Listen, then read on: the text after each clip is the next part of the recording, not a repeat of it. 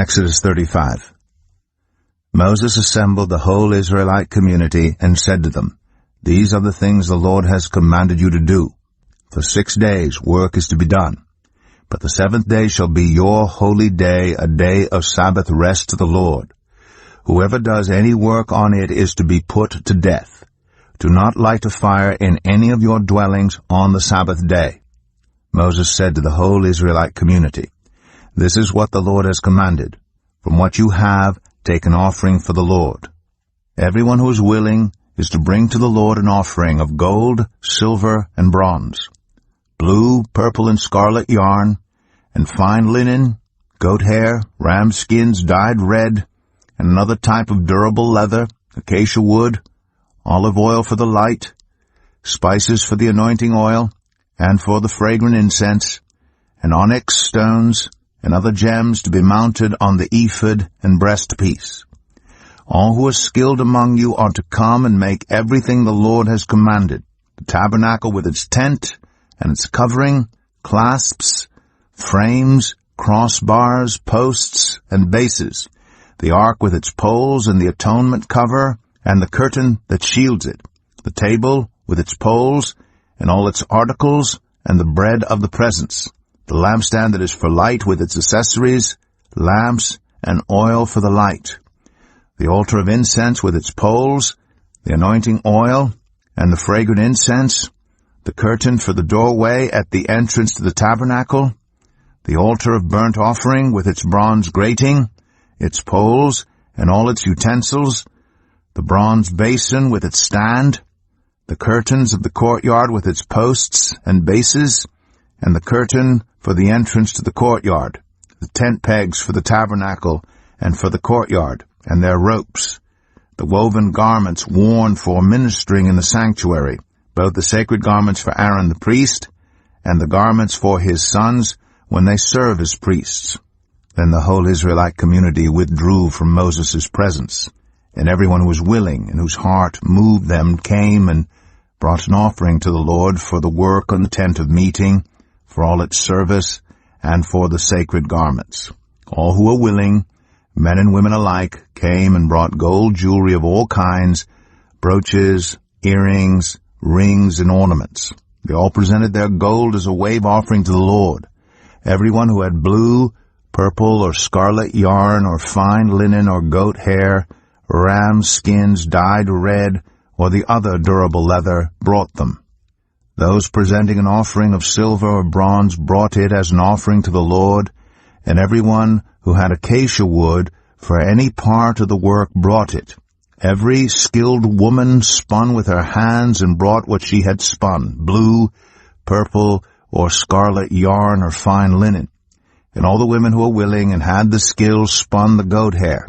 The leaders brought onyx stones and other gems to be mounted on the ephod and breastpiece. They also brought spices and olive oil for the light and for the anointing oil and for the fragrant incense.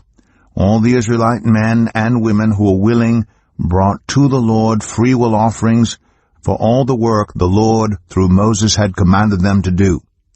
Then Moses said to the Israelites, "See, the Lord has chosen Bezalel son of Uri, the son of Hur, of the tribe of Judah, and he has filled him with the Spirit of God, with wisdom, with understanding, with knowledge, and with all kinds of skills, to make artistic designs for work in gold, silver, and bronze, to cut and set stones, to work in wood, and to engage in all kinds of artistic crafts. And he has given both him and Aholiab, son of Ahisamach, of the tribe of Dan, the ability to teach others. He has filled them with skill to do all kinds of work, as engravers, designers, embroiderers in blue, purple, and scarlet yarn, and fine linen, and weavers, all of them skilled workers and designers." Exodus 36. So Bezalel, Aholiab, and every skilled person to whom the Lord has given skill and ability to know how to carry out all the work of constructing the sanctuary are to do the work just as the Lord has commanded.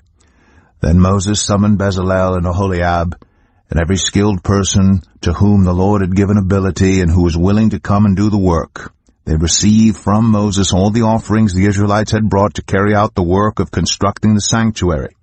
And the people continued to bring free-will offerings morning after morning. So all the skilled workers who were doing all the work on the sanctuary left what they were doing and said to Moses, "The people are bringing more than enough for doing the work the Lord commanded to be done." Then Moses gave an order, and they sent this word throughout the camp: "No man or woman is to make anything else as an offering for the sanctuary." And so the people were restrained from bringing more, because what they already had was more than enough to do all the work. All those who were skilled among the workers made the tabernacle with 10 curtains of finely twisted linen and blue, purple, and scarlet yarn, with cherubim woven into them by expert hands. All the curtains were the same size, 28 cubits long and 4 cubits wide. They joined 5 of the curtains together and did the same with the other 5. Then they made loops of blue material along the edge of the end curtain in one set, and the same was done with the end curtain in the other set.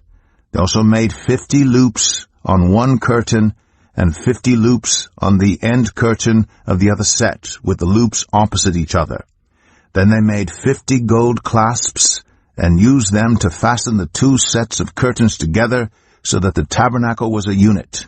They made curtains of goat hair for the tent over the tabernacle, 11 altogether.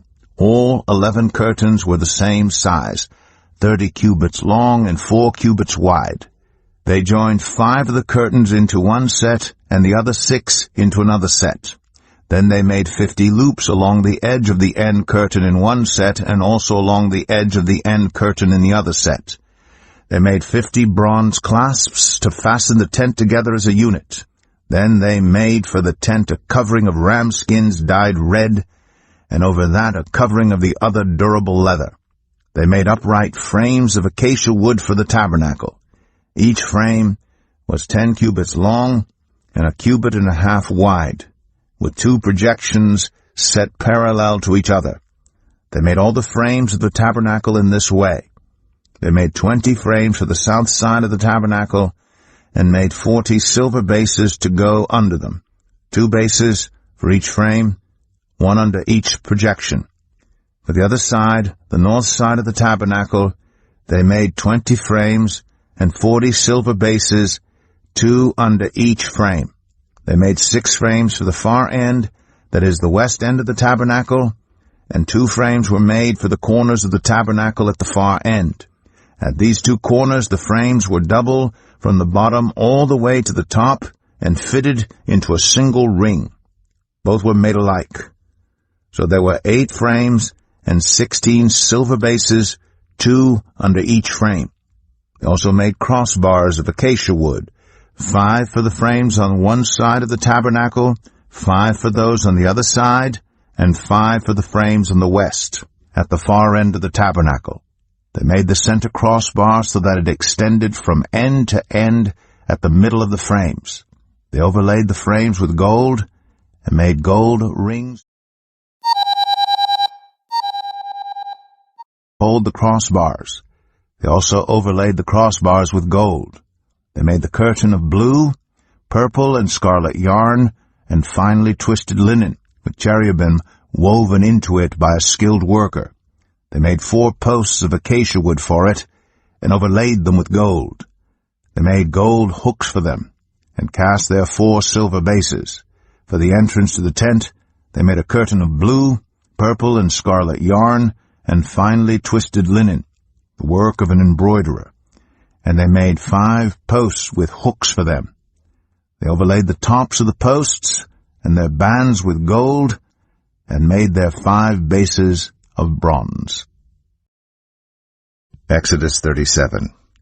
Bezalel made the ark of acacia wood, 2.5 cubits long, 1.5 cubits wide, and 1.5 cubits high.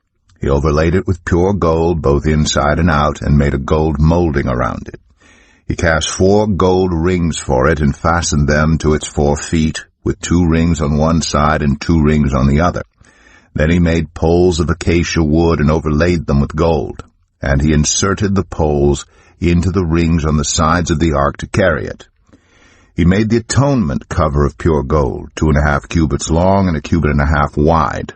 Then he made 2 cherubim out of hammered gold at the ends of the cover. He made 1 cherub on one end and the second cherub on the other. At the 2 ends he made them of one piece with the cover. The cherubim had their wings spread upward, overshadowing the cover with them. The cherubim faced each other, looking toward the cover. They made the table of acacia wood, 2 cubits long, 1 cubit wide, and 1.5 cubits high. Then they overlaid it with pure gold and made a gold molding around it. They also made around it a rim, a handbreadth wide, and put a gold molding on the rim. They cast 4 gold rings for the table and fastened them to the 4 corners where the 4 legs were. The rings were put close to the rim to hold the poles used in carrying the table. The poles for carrying the table were made of acacia wood and were overlaid with gold. And they made from pure gold the articles for the table, its plates and dishes and bowls and its pitchers for the pouring out of drink offerings. They made the lampstand of pure gold. They hammered out its base and shaft and made its flower-like cups, buds, and blossoms of one piece with them. 6 branches extended from the sides of the lampstand, 3 on one side and 3 on the other. 3 cups shaped like almond flowers with buds and blossoms were on one branch, 3 on the next branch, and the same for all 6 branches extending from the lampstand. And on the lampstand were 4 cups shaped like almond flowers with buds and blossoms. 1 bud was under the first pair of branches extending from the lampstand, a 2nd bud under the 2nd pair, and a 3rd bud under the 3rd pair, 6 branches in all. The buds and the branches were all of one piece with the lampstand hammered out of pure gold. They made its 7 lamps as well as its wick trimmers and trays of pure gold. They made the lampstand and all its accessories from 1 talent of pure gold. They made the altar of incense out of acacia wood. It was square, 1 cubit long and 1 cubit wide and 2 cubits high. Its horns of one piece with it. They overlaid the top and all the sides and the horns with pure gold, and made a gold molding around it. They made 2 gold rings below the molding, 2 on each of the opposite sides, to hold the poles used to carry it. They made the poles of acacia wood and overlaid them with gold. They also made the sacred anointing oil and the pure, fragrant incense, the work of a perfumer. Exodus 38. They built the altar of burnt offering of acacia wood, 3 cubits high. It was square, 5 cubits long and 5 cubits wide. They made a horn at each of the 4 corners so that the horns and the altar were of one piece, and they overlaid the altar with bronze. They made all its utensils of bronze, its pots, shovels, sprinkling bowls, meat forks, and fire pans. They made a grating for the altar, a bronze network to be under its ledge halfway up the altar. They cast bronze rings to hold the poles for the 4 corners of the bronze grating. They made the poles of acacia wood and overlaid them with bronze. They inserted the poles into the rings so they would be on the sides of the altar for carrying it. They made it hollow out of boards. They made the bronze basin and its bronze stand from the mirrors of the women who served at the entrance to the tent of meeting. Next they made the courtyard. The south side was 100 cubits long, and had curtains of finely twisted linen, with 20 posts and 20 bronze bases, and with silver hooks and bands on the post. The north side was also 100 cubits long, and had 20 posts and 20 bronze bases with silver hooks and bands on the post. The west end was 50 cubits wide and had curtains, with 10 posts and 10 bases, with silver hooks and bands on the posts. The east end toward the sunrise was also 50 cubits wide. Curtains 15 cubits long were on one side of the entrance with 3 posts and 3 bases, and curtains 15 cubits long were on the other side of the entrance to the courtyard, with 3 posts and 3 bases. All the curtains around the courtyard were of finely twisted linen. The bases for the posts were bronze. The hooks and bands on the posts were silver, and their tops were overlaid with silver. So all the posts of the courtyard had silver bands. The curtain for the entrance to the courtyard was made of blue, purple, and scarlet yarn, and finely twisted linen, the work of an embroiderer. It was 20 cubits long, and like the curtains of the courtyard, 5 cubits high, with 4 posts and 4 bronze bases. Their hooks and bands were silver, and their tops were overlaid with silver. All the tent pegs of the tabernacle and of the surrounding courtyard were bronze. These are the amounts of the material used for the tabernacle. The tabernacle of the covenant law, which were recorded at Moses' command by the Levites under the direction of Ithamar, son of Aaron, the priest. Bezalel, son of Uri, the son of Hur, of the tribe of Judah, made everything the Lord commanded Moses.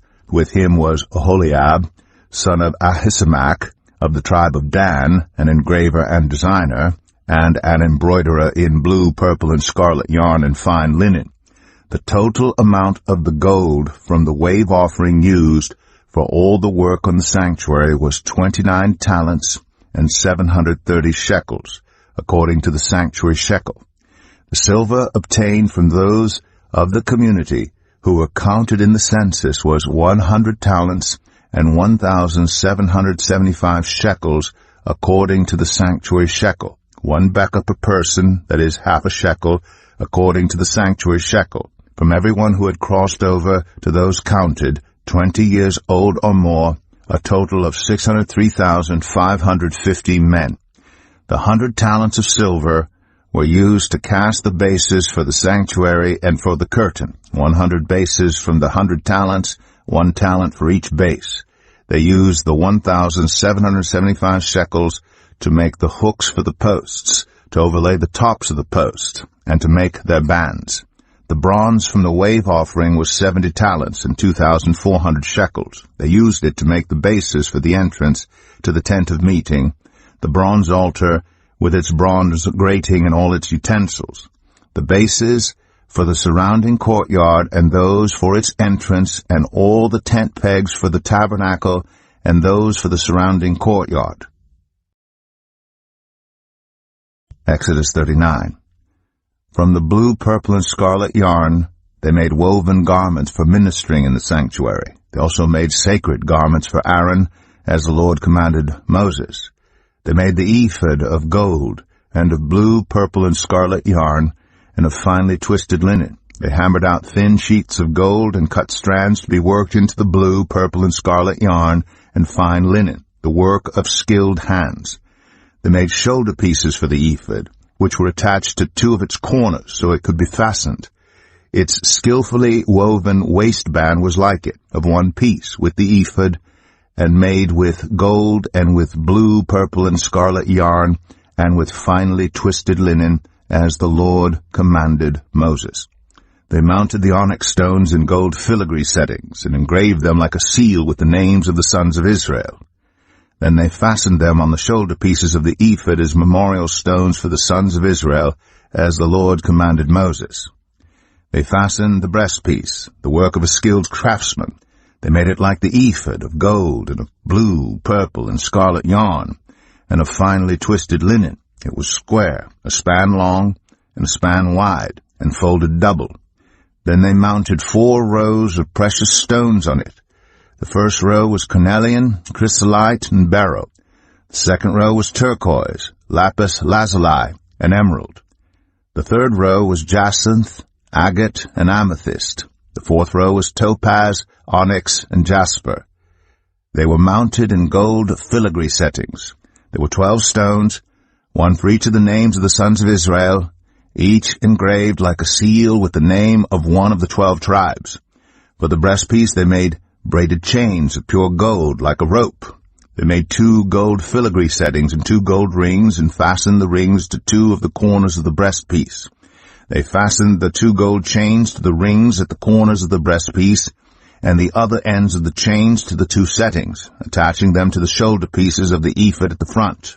They made 2 gold rings, and attached them to the other 2 corners of the breastpiece on the inside edge next to the ephod.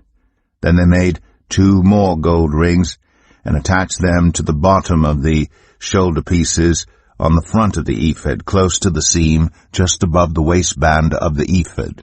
They tied the rings of the breastpiece to the rings of the ephod with blue cord, connecting it to the waistband so that the breastpiece would not swing out from the ephod, as the Lord commanded Moses. They made the robe of the ephod entirely of blue cloth, the work of a weaver, with an opening in the center of the robe like the opening of a collar, and a band around this opening so that it would not tear. They made pomegranates of blue, purple, and scarlet yarn and finely twisted linen around the hem of the robe. And they made bells of pure gold and attached them around the hem between the pomegranates. The bells and pomegranates alternated around the hem of the robe to be worn for ministering, as the Lord commanded Moses. For Aaron and his sons they made tunics of fine linen, the work of a weaver, and the turban of fine linen, the linen caps, and the undergarments of finely twisted linen. The sash was made of finely twisted linen and blue, purple, and scarlet yarn, the work of an embroiderer, as the Lord commanded Moses. They made the plate, the sacred emblem, out of pure gold, and engraved on it, like an inscription on a seal, Holy to the Lord. Then they fastened a blue cord to it to attach it to the turban, as the Lord commanded Moses. So all the work on the tabernacle, the tent of meeting, was completed. The Israelites did everything just as the Lord commanded Moses.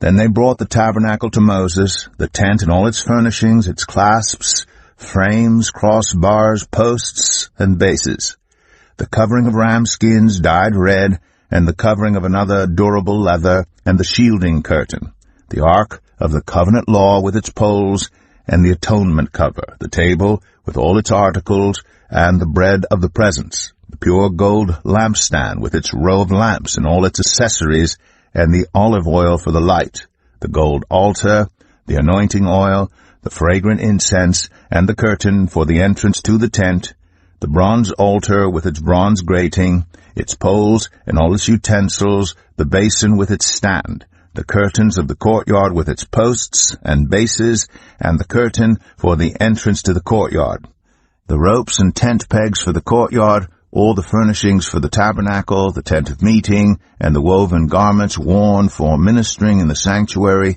both the sacred garments for Aaron the priest, and the garments for his sons, when serving as priests, had done all the work just as the Lord had commanded Moses.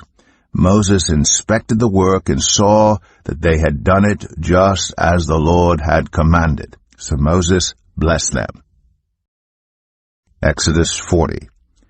Then the Lord said to Moses, Set up the tabernacle, the tent of meeting, on the first day of the first month. Place the ark of the covenant law in it, and shield the ark with the curtain. Bring in the table, and set out what belongs on it. Then bring in the lampstand, and set up its lamps.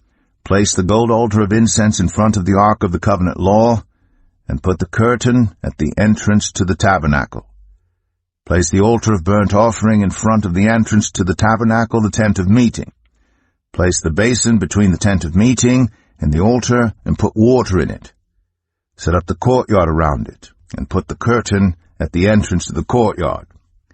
Take the anointing oil, and anoint the tabernacle and everything in it. Consecrate it, and all its furnishings, and it will be holy. Then anoint the altar of burnt offering and all its utensils. Consecrate the altar, and it will be most holy. Anoint the basin and its stand, and consecrate them. Bring Aaron and his sons to the entrance to the tent of meeting, and wash them with water.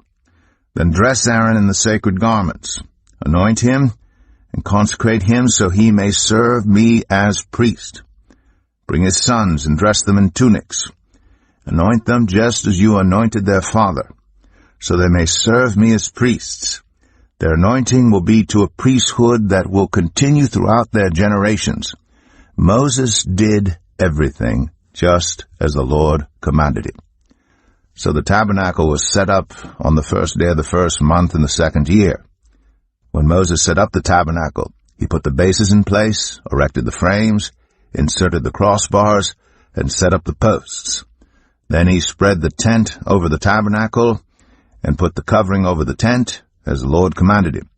He took the tablets of the covenant law and placed them in the ark, attached the poles to the ark, and put the atonement cover over it. Then he brought the ark into the tabernacle, and hung the shielding curtain, and shielded the ark of the covenant law, as the Lord commanded him. Moses placed the table in the tent of meeting on the north side of the tabernacle outside the curtain, and set out the bread on it before the Lord, as the Lord commanded him. He placed the lampstand in the tent of meeting opposite the table on the south side of the tabernacle, and set up the lamps before the Lord, as the Lord commanded him. Moses placed the gold altar in the tent of meeting in front of the curtain, and burned fragrant incense on it, as the Lord commanded him. Then he put up the curtain at the entrance to the tabernacle. He set the altar of burnt offering near the entrance to the tabernacle, the tent of meeting, and offered on it burnt offerings and grain offerings, as the Lord commanded him. He placed the basin between the tent of meeting and the altar, and put water in it for washing. And Moses and Aaron and his sons used it to wash their hands and feet.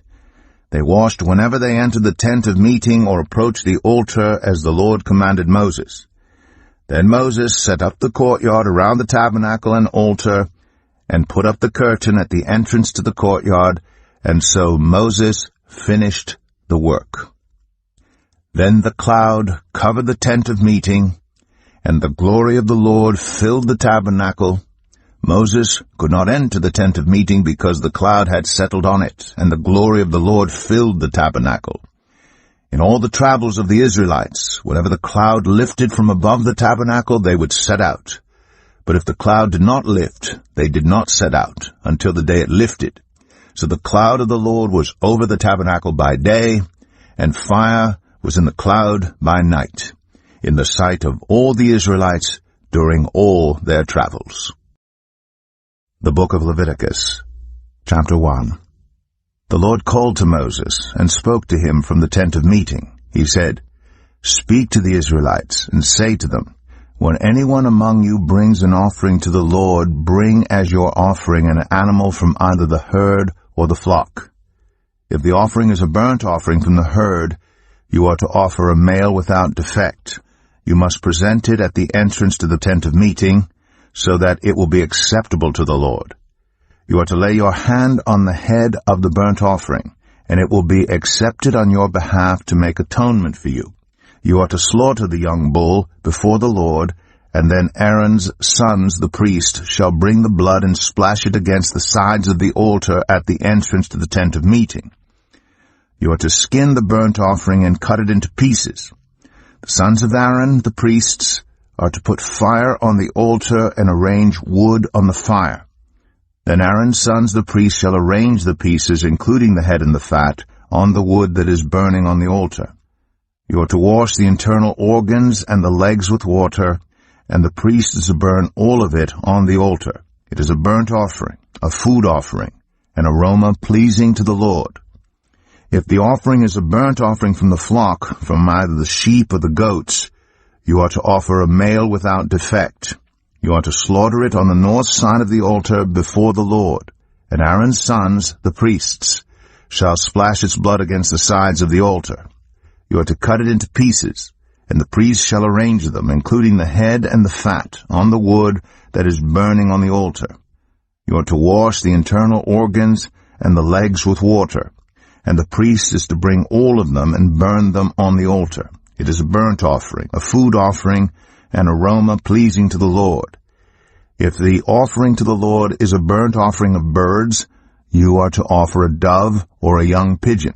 The priest shall bring it to the altar, wring off the head, and burn it on the altar. Its blood shall be drained out on the side of the altar. He is to remove the crop and the feathers, and throw them down east of the altar where the ashes are. He shall tear it open by the wings, not dividing it completely, and then the priest shall burn it on the wood that is burning on the altar. It is a burnt offering, a food offering, an aroma pleasing to the Lord. Leviticus 2. When anyone brings a grain offering to the Lord, their offering is to be of the finest flour. They are to pour olive oil on it, put incense on it, and take it to Aaron's sons, the priests. The priest shall take a handful of the flour and oil, together with all the incense, and burn this as a memorial portion on the altar, a food offering, an aroma pleasing to the Lord. The rest of the grain offering belongs to Aaron and his sons. It is a most holy part of the food offerings presented to the Lord. If you bring a grain offering baked in an oven, it is to consist of the finest flour, either thick loaves made without yeast, and with olive oil mixed in, or thin loaves made without yeast, and brushed with olive oil. If your grain offering is prepared on a griddle, it is to be made of the finest flour mixed with oil and without yeast. Crumble it and pour oil on it. It is a grain offering. If your grain offering is cooked in a pan, it is to be made of the finest flour and some olive oil. Bring the grain offering made of these things to the Lord. Present it to the priest, who shall take it to the altar. He shall take out the memorial portion from the grain offering and burn it on the altar as a food offering, an aroma pleasing to the Lord. The rest of the grain offering belongs to Aaron and his sons. It is a most holy part of the food offerings presented to the Lord. Every grain offering you bring to the Lord must be made without yeast, for you are not to burn any yeast or honey in a food offering presented to the Lord. You may bring them to the Lord as an offering of the first fruits, but they are not to be offered on the altar as a pleasing aroma. Season all your grain offerings with salt. Do not leave the salt of the covenant of your God out of your grain offerings. Add salt to all your offerings. If you bring a grain offering of first fruits to the Lord, offer crushed heads of new grain roasted in the fire. Put oil and incense on it. It is a grain offering. The priest shall burn the memorial portion of the crushed grain and the oil together with all the incense as a food offering presented to the Lord. Leviticus 3. If your offering is a fellowship offering, and you offer an animal from the herd, whether male or female, you are to present before the Lord an animal without defect. You are to lay your hand on the head of your offering and slaughter it at the entrance to the tent of meeting. Then Aaron's sons, the priests, shall splash the blood against the sides of the altar. From the fellowship offering you are to bring a food offering to the Lord, the internal organs and all the fat that is connected to them, both kidneys with the fat on them near the loins, and the long lobe of the liver, which you will remove with the kidneys. Then Aaron's sons are to burn it on the altar on top of the burnt offering that is lying on the burning wood. It is a food offering, an aroma pleasing to the Lord. If you offer an animal from the flock as a fellowship offering to the Lord, you are to offer a male or female without defect. If you offer a lamb, you are to present it before the Lord. Lay your hand on its head and slaughter it in front of the tent of meeting. Then Aaron's sons shall splash its blood against the sides of the altar. From the fellowship offering you are to bring a food offering to the Lord, its fat, the entire fat tail cut off close to the backbone, the internal organs and all the fat that is connected to them, both kidneys with the fat on them near the loins, and the long lobe of the liver, which you will remove with the kidneys. The priest shall burn them on the altar as a food offering presented to the Lord. If your offering is a goat, you are to present it before the Lord. Lay your hand on its head and slaughter it in front of the tent of meeting. Then Aaron's sons shall splash its blood against the sides of the altar. From what you offer you are to present this food offering to the Lord, the internal organs and all the fat that is connected to them, both kidneys with the fat on them near the loins, and the long lobe of the liver, which you will remove with the kidneys. The priest shall burn them on the altar as a food offering, a pleasing aroma. All the fat is the Lord's. This is a lasting ordinance for the generations to come. Wherever you live, you must not eat any fat or any blood. Leviticus 4. The Lord said to Moses, "Say to the Israelites, when anyone sins unintentionally and does what is forbidden in any of the Lord's commands, if the anointed priest sins, bringing guilt on the people, he must bring to the Lord a young bull without defect as a sin offering for the sin he has committed. He is to present the bull at the entrance to the tent of meeting before the Lord. He is to lay his hand on its head and slaughter it there before the Lord. Then the anointed priest shall take some of the bull's blood and carry it into the tent of meeting. He is to dip his finger into the blood and sprinkle some of it 7 times before the Lord in front of the curtain of the sanctuary. The priest shall then put some of the blood on the horns of the altar of fragrant incense that is before the Lord in the tent of meeting. The rest of the bull's blood he shall pour out at the base of the altar of burnt offering at the entrance to the tent of meeting. He shall remove all the fat from the bull of the sin offering, all the fat that is connected to the internal organs, both kidneys with the fat on them near the loins, and the long lobe of the liver, which he will remove with the kidneys, just as the fat is removed from the ox sacrificed as a fellowship offering. Then the priest shall burn them on the altar of burnt offering. But the hide of the bull and all its flesh, as well as the head and legs, the internal organs, and the intestines, that is, all the rest of the bull, he must take outside the camp to a place ceremonially clean, where the ashes are thrown, and burn it there in a wood fire on the ash heap. If the whole Israelite community sins unintentionally and does what is forbidden in any of the Lord's commands, even though the community is unaware of the matter, when they realize their guilt, and the sin they committed becomes known, the assembly must bring a young bull as a sin offering and present it before the tent of meeting. The elders of the community are to lay their hands on the bull's head before the Lord, and the bull shall be slaughtered before the Lord. Then the anointed priest is to take some of the bull's blood into the tent of meeting. He shall dip his finger into the blood and sprinkle it before the Lord 7 times in front of the curtain. He is to put some of the blood on the horns of the altar that is before the Lord in the tent of meeting. The rest of the blood he shall pour out at the base of the altar of burnt offering at the entrance to the tent of meeting. He shall remove all the fat from it and burn it on the altar, and do with this bull just as he did with the bull for the sin offering.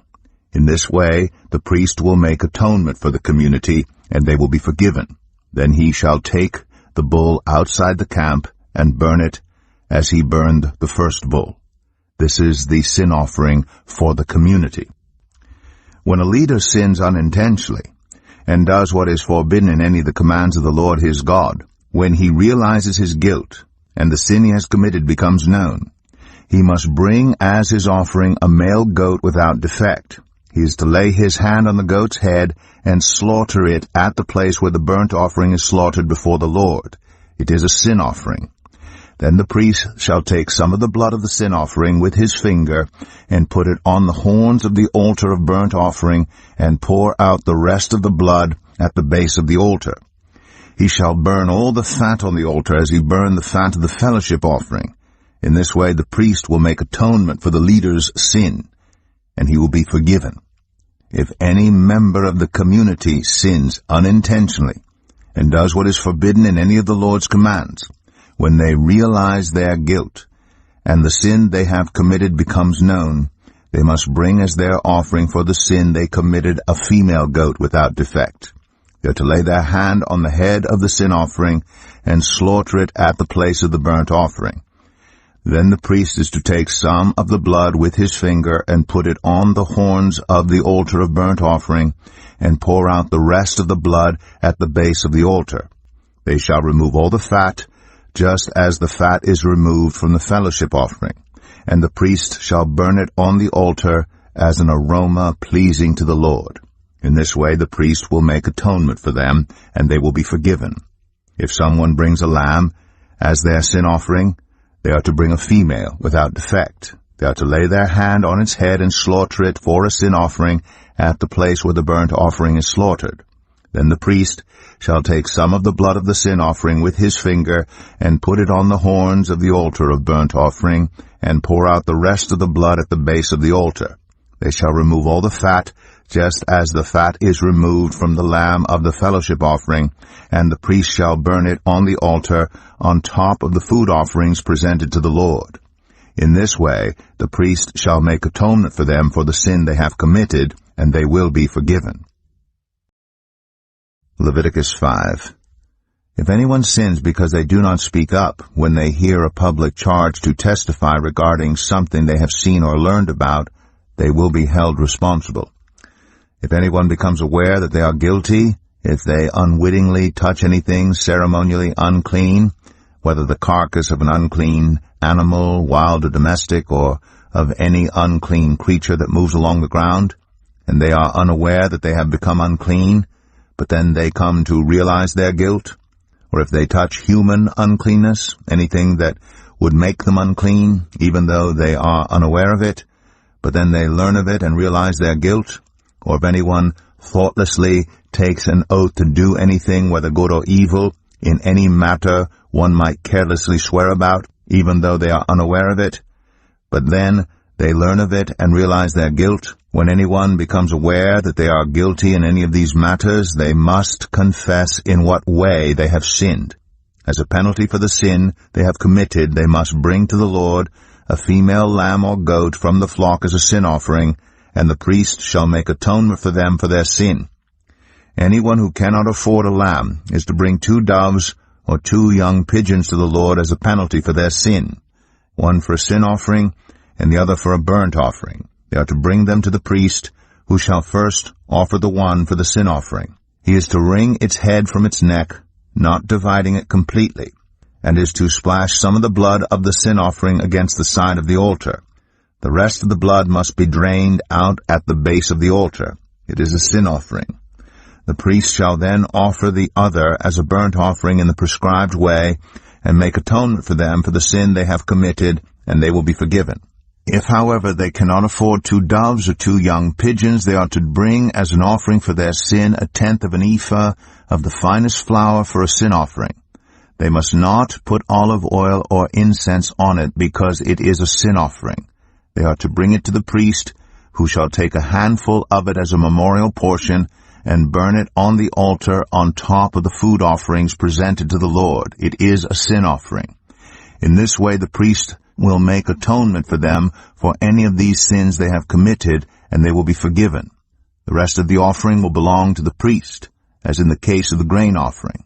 The Lord said to Moses, "When anyone is unfaithful to the Lord by sinning unintentionally in regard to any of the Lord's holy things, they are to bring to the Lord as a penalty a ram from the flock, one without defect, and of the proper value in silver, according to the sanctuary shekel. It is a guilt offering. They must make restitution for what they have failed to do in regard to the holy things, pay an additional penalty of 1/5 of its value, and give it all to the priest. The priest will make atonement for them with the ram as a guilt offering, and they will be forgiven. If anyone sins and does what is forbidden in any of the Lord's commands, even though they do not know it, they are guilty and will be held responsible. They are to bring to the priest as a guilt offering a ram from the flock, one without defect, and of the proper value. In this way the priest will make atonement for them for the wrong they have committed unintentionally, and they will be forgiven. It is a guilt offering. They have been guilty of wrongdoing against the Lord." Leviticus 6. The Lord said to Moses, "If anyone sins and is unfaithful to the Lord by deceiving a neighbor about something entrusted to them or left in their care, or about something stolen, or if they cheat their neighbor, or if they find lost property and lie about it, or if they swear falsely about any such sin that people may commit, when they sin in any of these ways and realize their guilt, they must return what they have stolen or taken by extortion, or what was entrusted to them, or the lost property they found, or whatever it was they swore falsely about. They must make restitution in full, and add 1/5 of the value to it, and give it all to the owner on the day they present their guilt offering.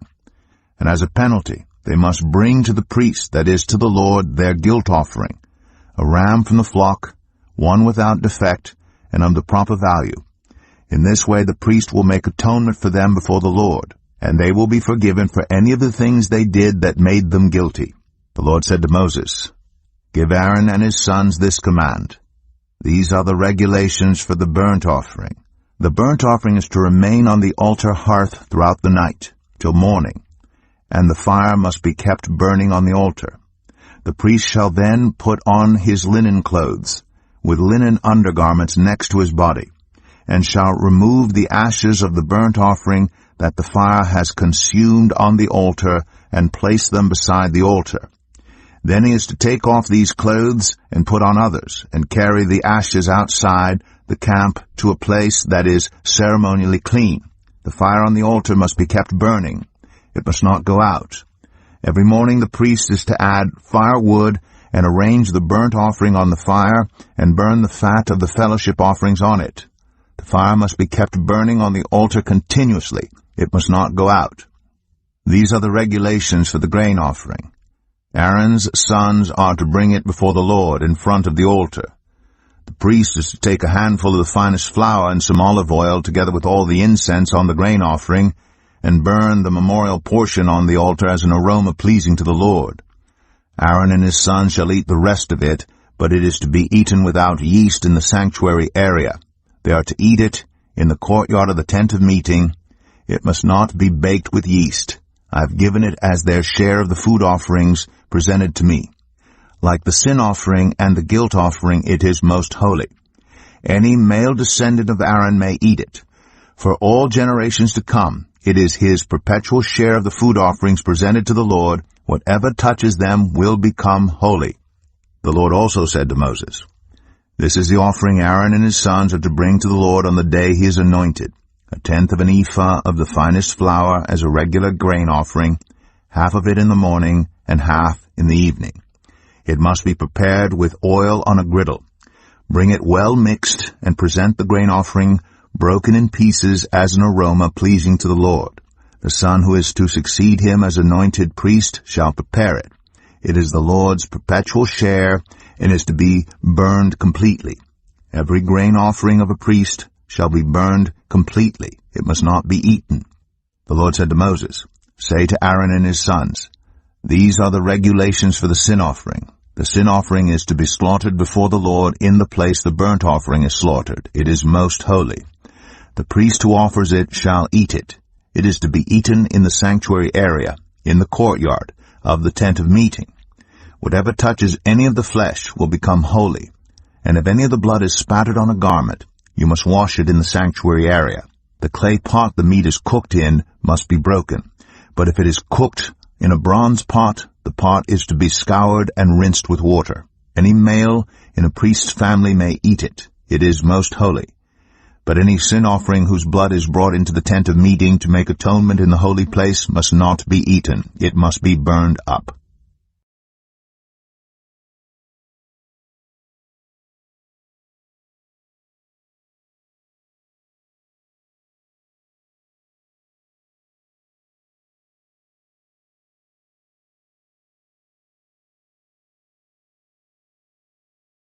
Leviticus 6.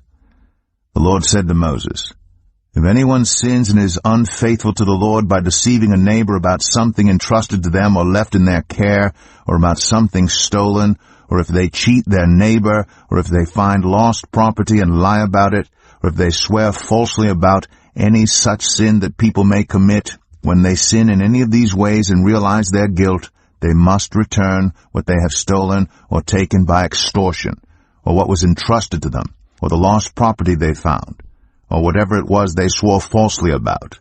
They must make restitution in full, and add 1/5 of the value to it, and give it all to the owner on the day they present their guilt offering. And as a penalty, they must bring to the priest, that is, to the Lord, their guilt offering, a ram from the flock, one without defect, and of the proper value. In this way the priest will make atonement for them before the Lord, and they will be forgiven for any of the things they did that made them guilty. The Lord said to Moses, Give Aaron and his sons this command. These are the regulations for the burnt offering. The burnt offering is to remain on the altar hearth throughout the night, till morning, and the fire must be kept burning on the altar. The priest shall then put on his linen clothes, with linen undergarments next to his body, and shall remove the ashes of the burnt offering that the fire has consumed on the altar, and place them beside the altar. Then he is to take off these clothes and put on others, and carry the ashes outside the camp to a place that is ceremonially clean. The fire on the altar must be kept burning. It must not go out. Every morning the priest is to add firewood and arrange the burnt offering on the fire, and burn the fat of the fellowship offerings on it. The fire must be kept burning on the altar continuously. It must not go out. These are the regulations for the grain offering. Aaron's sons are to bring it before the Lord in front of the altar. The priest is to take a handful of the finest flour and some olive oil together with all the incense on the grain offering, and burn the memorial portion on the altar as an aroma pleasing to the Lord. Aaron and his sons shall eat the rest of it, but it is to be eaten without yeast in the sanctuary area. They are to eat it in the courtyard of the tent of meeting. It must not be baked with yeast. I have given it as their share of the food offerings presented to me. Like the sin offering and the guilt offering, it is most holy. Any male descendant of Aaron may eat it. For all generations to come, it is his perpetual share of the food offerings presented to the Lord. Whatever touches them will become holy. The Lord also said to Moses, This is the offering Aaron and his sons are to bring to the Lord on the day he is anointed. 1/10 of an ephah of the finest flour as a regular grain offering, half of it in the morning and half in the evening. It must be prepared with oil on a griddle. Bring it well mixed and present the grain offering broken in pieces as an aroma pleasing to the Lord. The son who is to succeed him as anointed priest shall prepare it. It is the Lord's perpetual share and is to be burned completely. Every grain offering of a priest shall be burned completely. It must not be eaten. The Lord said to Moses, Say to Aaron and his sons, These are the regulations for the sin offering. The sin offering is to be slaughtered before the Lord in the place the burnt offering is slaughtered. It is most holy. The priest who offers it shall eat it. It is to be eaten in the sanctuary area, in the courtyard of the tent of meeting. Whatever touches any of the flesh will become holy. And if any of the blood is spattered on a garment, you must wash it in the sanctuary area. The clay pot the meat is cooked in must be broken. But if it is cooked in a bronze pot, the pot is to be scoured and rinsed with water. Any male in a priest's family may eat it. It is most holy. But any sin offering whose blood is brought into the tent of meeting to make atonement in the holy place must not be eaten. It must be burned up. Leviticus 7. These are the regulations for the guilt offering, which is most holy. The guilt offering is to be slaughtered in the place where the burnt offering is slaughtered, and its blood is to be splashed against the sides of the altar. All its fat shall be offered, the fat tail and the fat that covers the internal organs, both kidneys with the fat on them near the loins, and the long lobe of the liver, which is to be removed with the kidneys.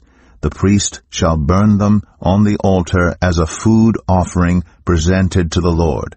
It is a guilt offering. Any male in a priest's family may eat it, but it must be eaten in the sanctuary area. It is most holy.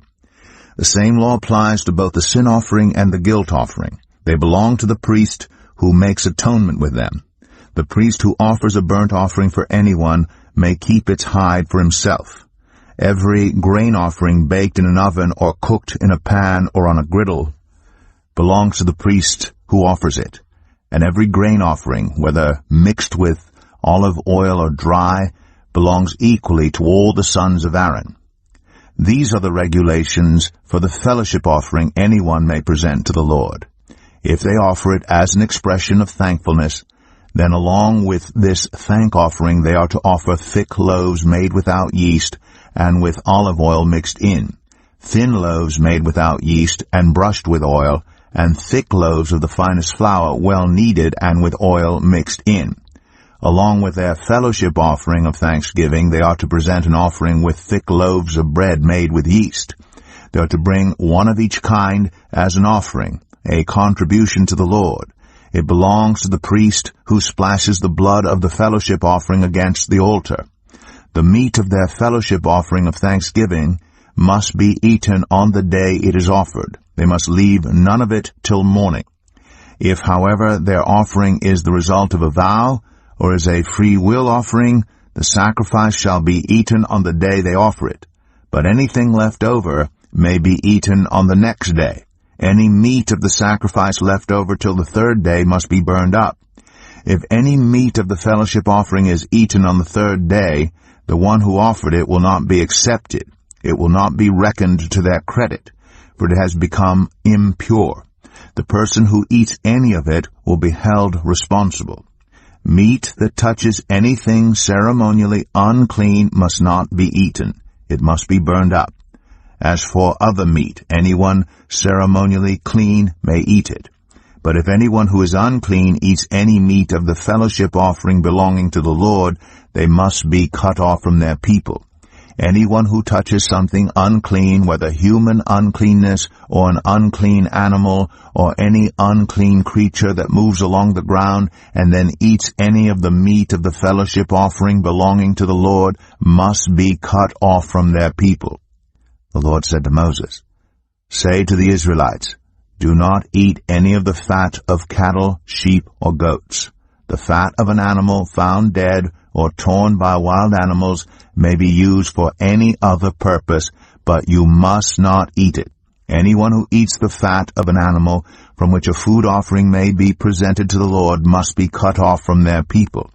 And wherever you live, you must not eat the blood of any bird or animal. Anyone who eats blood must be cut off from their people." The Lord said to Moses, "Say to the Israelites, anyone who brings a fellowship offering to the Lord is to bring part of it as their sacrifice to the Lord. With their own hands they are to present the food offering to the Lord. They are to bring the fat together with the breast and wave the breast before the Lord as a wave offering. The priest shall burn the fat on the altar, but the breast belongs to Aaron and his sons. You are to give the right thigh of your fellowship offerings to the priest as a contribution. The son of Aaron who offers the blood and the fat of the fellowship offering shall have the right thigh as his share. From the fellowship offerings of the Israelites I have taken the breast that is waved and the thigh that is presented, and have given them to Aaron the priest and his sons as their perpetual share from the Israelites. This is the portion of the food offerings presented to the Lord that were allotted to Aaron and his sons on the day they were presented to serve the Lord as priests. On the day they were anointed, the Lord commanded that the Israelites give this to them as their perpetual share for the generations to come.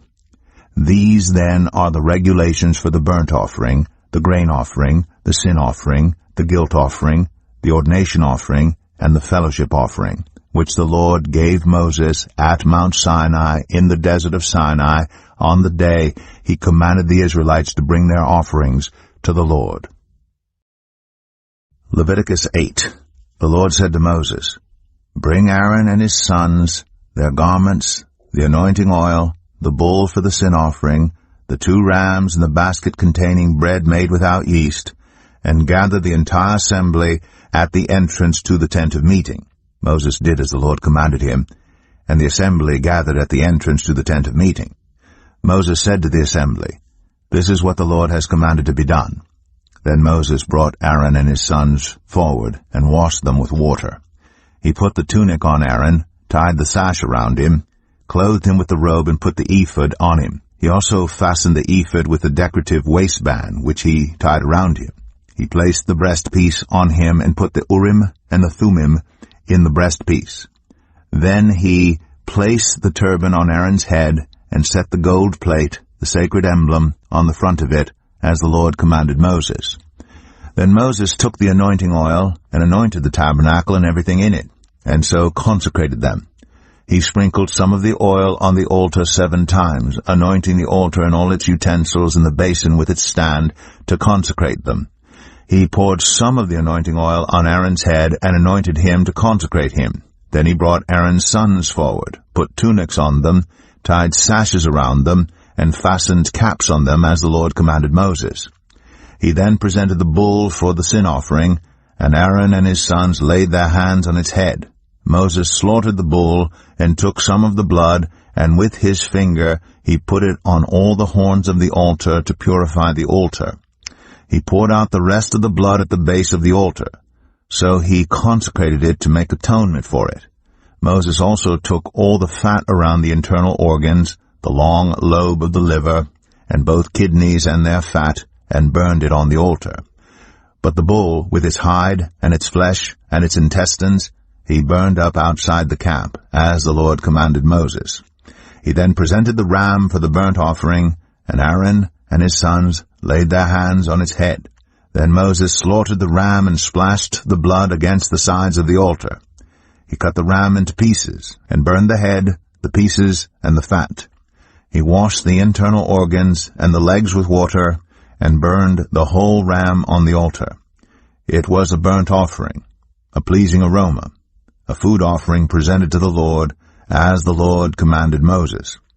He then presented the other ram, the ram for the ordination, and Aaron and his sons laid their hands on its head. Moses slaughtered the ram and took some of its blood and put it on the lobe of Aaron's right ear, on the thumb of his right hand, and on the big toe of his right foot. Moses also brought Aaron's sons forward and put some of the blood on the lobes of their right ears, on the thumbs of their right hands, and on the big toes of their right feet. Then he splashed blood against the sides of the altar. After that he took the fat tail, all the fat around the internal organs, the long lobe of the liver, both kidneys, and their fat, and the right thigh. And from the basket of bread made without yeast, which was before the Lord, he took one thick loaf with olive oil mixed in, and one thin loaf, and he put these on the fat portions and on the right thigh. He put all these in the hands of Aaron and his sons, and they waved them before the Lord as a wave offering. Then Moses took them from their hands and burned them on the altar on top of the burnt offering as an ordination offering, a pleasing aroma, a food offering presented to the Lord. Moses also took the breast, which was his share of the ordination ram, and waved it before the Lord as a wave offering, as the Lord commanded Moses. Then Moses took some of the anointing oil, and some of the blood from the altar, and sprinkled them on Aaron and his garments, and on his sons and their garments. So he consecrated Aaron and his garments, and his sons and their garments.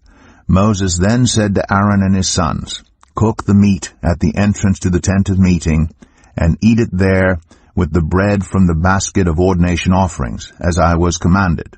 Aaron and his sons are to eat it. Then burn up the rest of the meat and the bread. Do not leave the entrance to the tent of meeting for 7 days until the days of your ordination are completed, for your ordination will last 7 days. What has been done today was commanded by the Lord to make atonement for you. You must stay at the entrance to the tent of meeting day and night for 7 days and do what the Lord requires, so you will not die, for that is what I have been commanded." So Aaron and his sons did everything the Lord commanded through Moses. Leviticus 9. On the 8th day Moses summoned Aaron and his sons and the elders of Israel. He said to Aaron, "Take a bull calf for your sin offering, and a ram for your burnt offering, both without defect, and present them before the Lord. Then say to the Israelites, Take a male goat for a sin offering, a calf and a lamb, both a year old and without defect, for a burnt offering, and an ox and a ram for a fellowship offering to sacrifice before the Lord, together with the grain offering mixed with olive oil. For today the Lord will appear to you." They took the things Moses commanded to the front of the tent of meeting, and the entire assembly came near and stood before the Lord. Then Moses said, "This is what the Lord has commanded you to do, so that the glory of the Lord may appear to you." Moses said to Aaron, "Come to the altar, and sacrifice your sin offering and your burnt offering, and make atonement for yourself and the people. Sacrifice the offering that is for the people, and make atonement for them, as the Lord has commanded." So Aaron came to the altar and slaughtered the calf as a sin offering for himself. His sons brought the blood to him, and he dipped his finger into the blood and put it on the horns of the altar. The rest of the blood he poured out at the base of the altar. On the altar he burned the fat, the kidneys, and the long lobe of the liver from the sin offering, as the Lord commanded Moses. The flesh and the hide he burned up outside the camp. Then he slaughtered the burnt offering. His sons handed him the blood, and he splashed it against the sides of the altar. They handed him the burnt offering piece by piece, including the head, and he burned them on the altar. He washed the internal organs and the legs, and burned them on top of the burnt offering on the altar. Aaron then brought the offering that was for the people. He took the goat for the people's sin offering, and slaughtered it, and offered it for a sin offering as he did with the first one. He brought the burnt offering and offered it in the prescribed way. He also brought the grain offering, took a handful of it, and burned it on the altar in addition to the morning's burnt offering. He slaughtered the ox and the ram as the fellowship offering for the people. His sons handed him the blood, and he splashed it against the sides of the altar. But the fat portions of the ox and the ram, the fat tail, the layer of fat, the kidneys, and the long lobe of the liver, these they laid on the breasts, and then Aaron burned the fat on the altar. Aaron waved the breasts and the right thigh before the Lord as a wave offering, as Moses commanded. Then Aaron lifted his hands toward the people and blessed them. And having sacrificed the sin offering, the burnt offering, and the fellowship offering, he stepped down. Moses and Aaron then went into the tent of meeting. When they came out, they blessed the people. And the glory of the Lord appeared to all the people. Fire came out from the presence of the Lord and consumed the burnt offering and the fat portions on the altar. And when all the people saw it, they shouted for joy and fell face down. Leviticus 10. Aaron's sons, Nadab and Abihu, took their censers, put fire in them, and added incense. And they offered unauthorized fire before the Lord, contrary to his command. So fire came out from the presence of the Lord and consumed them, and they died before the Lord. Moses then said to Aaron, "This is what the Lord spoke of when he said, 'Among those who approach me I will be proved holy. In the sight of all the people I will be honored.'" Aaron remained silent. Moses summoned Mishael and Elzaphan, sons of Aaron's uncle Uzziel, and said to them, "Come here. Carry your cousins outside the camp, away from the front of the sanctuary." So they came and carried them, still in their tunics, outside the camp, as Moses ordered. Then Moses said to Aaron and his sons Eleazar and Ithamar, "Do not let your hair become unkempt, and do not tear your clothes, or you will die, and the Lord will be angry with the whole community. But your relatives, all the Israelites, may mourn for those the Lord has destroyed by fire. Do not leave the entrance to the tent of meeting, or you will die, because the Lord's anointing oil is on you." So they did as Moses said. And then the Lord said to Aaron, "You and your sons are not to drink wine or other fermented drink whenever you go into the tent of meeting, or you will die. This is a lasting ordinance for the generations to come, so that you can distinguish between the holy and the common, between the unclean and the clean, and so you can teach the Israelites all the decrees the Lord has given them through Moses." Moses said to Aaron and his remaining sons Eleazar and Ithamar, "Take the grain offering left over from the food offerings, prepared without yeast, and presented to the Lord, and eat it beside the altar, for it is most holy. Eat it in the sanctuary area, because it is your share and your son's share of the food offerings presented to the Lord, for so I have been commanded. But you and your sons and your daughters may eat the breast that was waved and the thigh that was presented. Eat them in a ceremonially clean place. They have been given to you, and your children as your share of the Israelites' fellowship offerings. The thigh that was presented and the breast that was waved must be brought with the fat portions of the food offerings, to be waved before the Lord as a wave offering. This will be the perpetual share for you and your children, as the Lord has commanded." When Moses inquired about the goat of the sin offering, and found that it had been burned up, he was angry with Eleazar and Ithamar, Aaron's remaining sons, and asked, "Why didn't you eat the sin offering in the sanctuary area? It is most holy. It was given to you to take away the guilt of the community by making atonement for them before the Lord.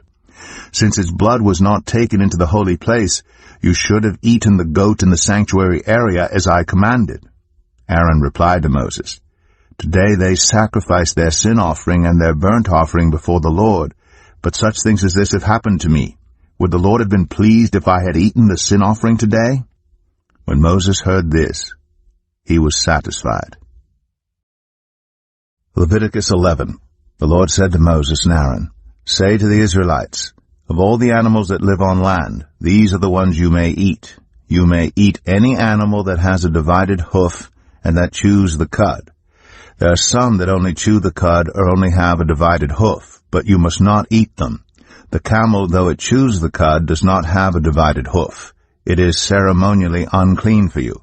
The hyrax, though it chews the cud, does not have a divided hoof. It is unclean for you. The rabbit, though it chews the cud, does not have a divided hoof. It is unclean for you. And the pig, though it has a divided hoof, does not chew the cud. It is unclean for you. You must not eat their meat or touch their carcasses. They are unclean for you. Of all the creatures living in the water of the seas and the streams, you may eat any that have fins and scales. But all creatures in the seas or streams that do not have fins and scales, whether among all the swarming things or among all the other living creatures in the water, you are to regard as unclean. And since you are to regard them as unclean, you must not eat their meat. You must regard their carcasses as unclean. Anything living in the water that does not have fins and scales is to be regarded as unclean by you. These are the birds you are to regard as unclean and not eat because they are unclean: the eagle, the vulture, the black vulture, the red kite, any kind of black kite, any kind of raven, the horned owl, the screech owl, the gull, any kind of hawk, the little owl, the cormorant, the great owl, the white owl, the desert owl, the osprey, the stork, any kind of heron, the hoopoe, and the bat. All flying insects that walk on all fours are to be regarded as unclean by you. There are, however, some flying insects that walk on all fours that you may eat, those that have jointed legs for hopping on the ground. Of these you may eat any kind of locust, katyd, cricket, or grasshopper. But all other flying insects that have 4 legs you are to regard as unclean. You will make yourselves unclean by these. Whoever touches their carcasses will be unclean till evening. Whoever picks up one of their carcasses must wash their clothes, and they will be unclean till evening. Every animal that does not have a divided hoof, or that does not chew the cud, is unclean for you. Whoever touches the carcass of any of them will be unclean. Of all the animals that walk on all fours, those that walk on their paws are unclean for you. Whoever touches their carcasses will be unclean till evening. Anyone who picks up their carcasses must wash their clothes, and they will be unclean till evening. These animals are unclean for you. Of the animals that move along the ground, these are unclean for you: the weasel, the rat, any kind of great lizard, the gecko, the monitor lizard, the wall lizard, the skink, and the chameleon. Of all those that move along the ground, these are unclean for you. Whoever touches them, when they are dead, will be unclean till evening. When one of them dies and falls on something, that article, whatever its use, will be unclean, whether it is made of wood, cloth, hide, or sackcloth. Put it in water. It will be unclean till evening, and then it will be clean. If one of them falls into a clay pot, everything in it will be unclean, and you must break the pot. Any food you are allowed to eat that has come into contact with water from any such pot is unclean, and any liquid that is drunk from such a pot is unclean. Anything that one of their carcasses falls on becomes unclean. An oven or cooking pot must be broken up. They are unclean, and you are to regard them as unclean. A spring, however, or a cistern for collecting water remains clean. But anyone who touches one of these carcasses is unclean. If a carcass falls on any seeds that are to be planted, they remain clean. But if water has been put on the seed and a carcass falls on it, it is unclean for you. If an animal that you are allowed to eat dies, anyone who touches its carcass will be unclean till evening. Anyone who eats some of its carcass must wash their clothes, and they will be unclean till evening. Anyone who picks up the carcass must wash their clothes, and they will be unclean till evening. Every creature that moves along the ground is to be regarded as unclean. It is not to be eaten. You are not to eat any creature that moves along the ground, whether it moves on its belly or walks on all fours or on many feet. It is unclean. Do not defile yourselves by any of these creatures. Do not make yourselves unclean by means of them, or be made unclean by them.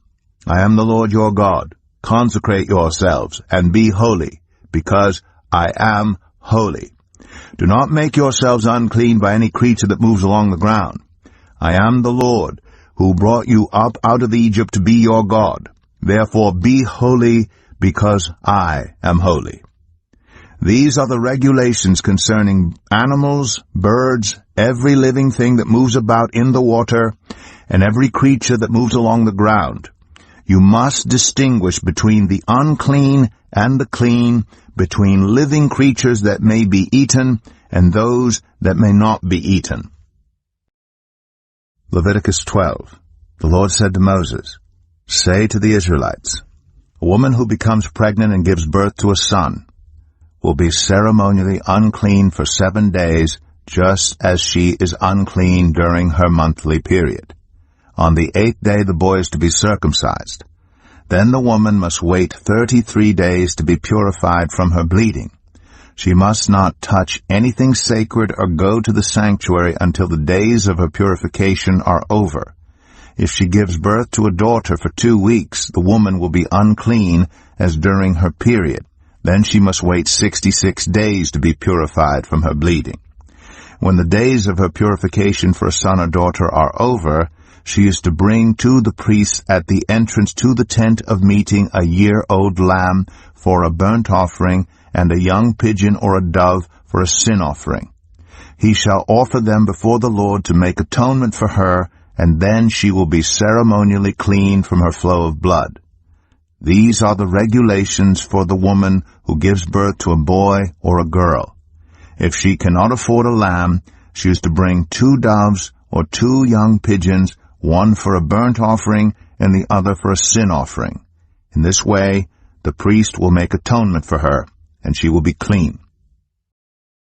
Leviticus 13. The Lord said to Moses and Aaron, "When anyone has a swelling or a rash or a shiny spot on their skin that may be a defiling skin disease, they must be brought to Aaron the priest or to one of his sons who is a priest. The priest is to examine the sore on the skin, and if the hair on the sore has turned white and the sore appears to be more than skin deep, it is a defiling skin disease. When the priest examines that person, he shall pronounce them ceremonially unclean. If the shiny spot on the skin is white, but does not appear to be more than skin deep, and the hair in it has not turned white, the priest is to isolate the affected person for 7 days. On the 7th day the priest is to examine them, and if he sees that the sore is unchanged and has not spread in the skin, he is to isolate them for another 7 days. On the 7th day the priest is to examine them again. And if the sore has faded and has not spread in the skin, the priest shall pronounce them clean.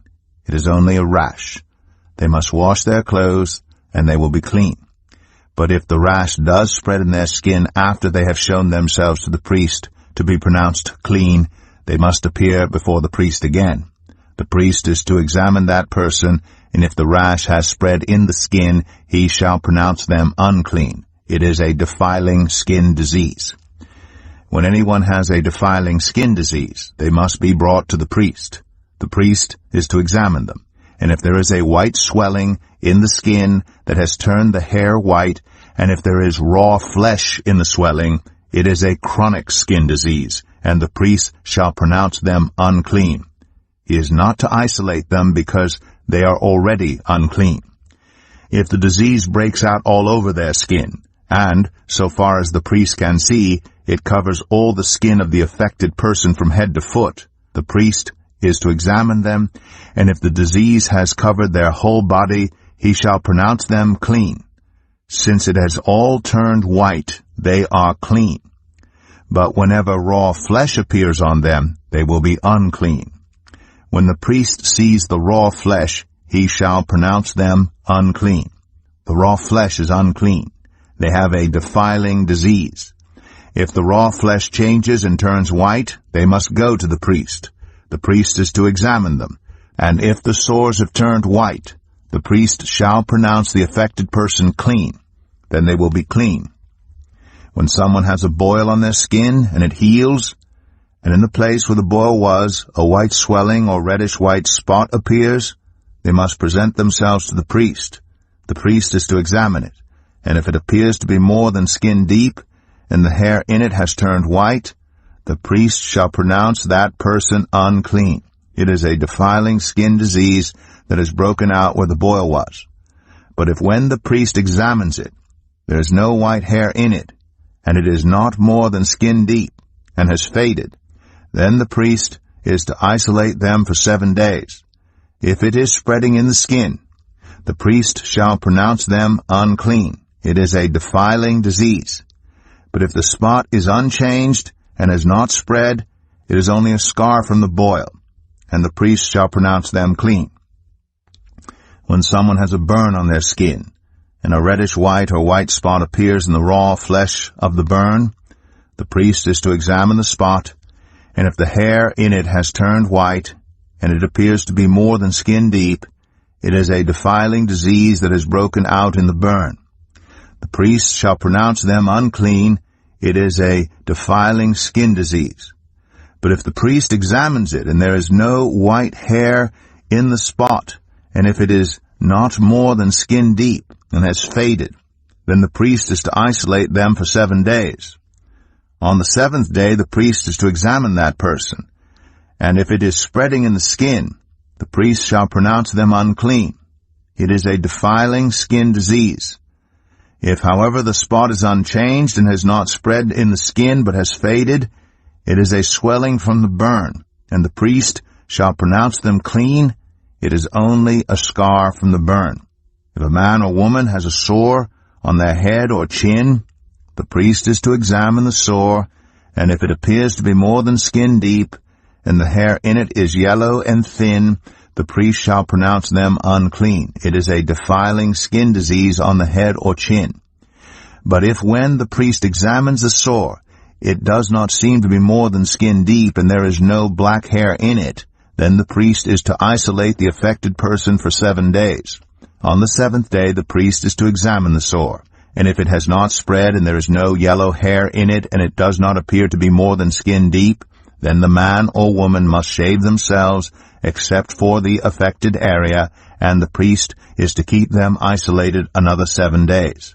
On the 7th day the priest is to examine the sore, and if it has not spread in the skin and appears to be no more than skin deep, the priest shall pronounce them clean.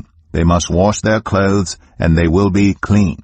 But if the sore does spread in the skin after they are pronounced clean, the priest is to examine them. And if he finds that the sore has spread in the skin, he does not need to look for yellow hair. They are unclean. If, however, the sore is unchanged, so far as the priest can see, and if black hair has not grown in it, the affected person is healed. They are clean, and the priest shall pronounce them clean.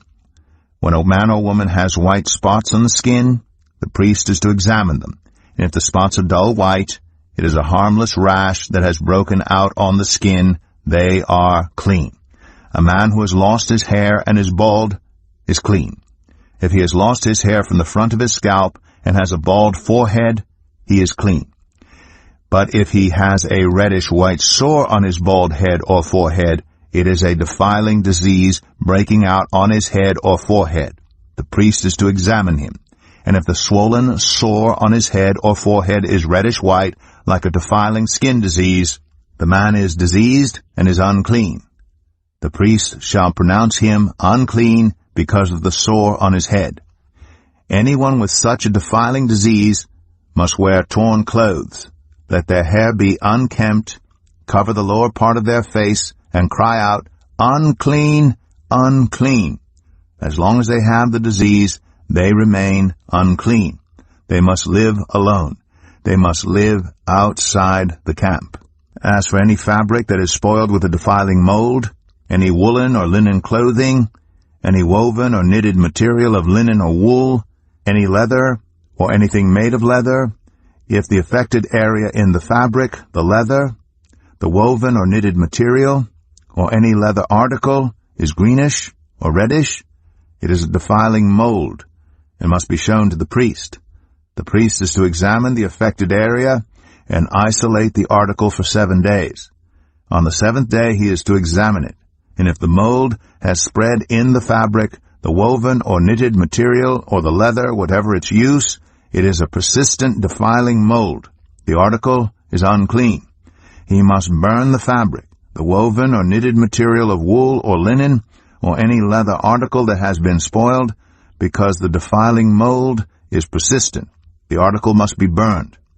But if when the priest examines it, the mold has not spread in the fabric, the woven or knitted material, or the leather article, he shall order that the spoiled article be washed.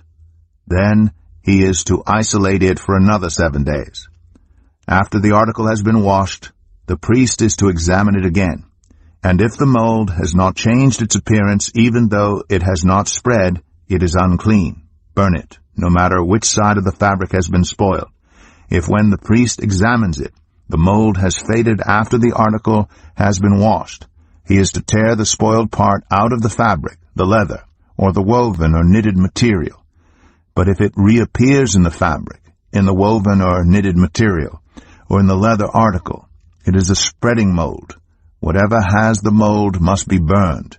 Any fabric, woven, or knitted material, or any leather article that has been washed and is rid of the mold must be washed again. Then it will be clean. These are the regulations concerning defiling molds in woolen or linen clothing, woven or knitted material, or any leather article, for pronouncing them clean or unclean. Leviticus 14. The Lord said to Moses, "These are the regulations for any diseased person at the time of their ceremonial cleansing when they are brought to the priest.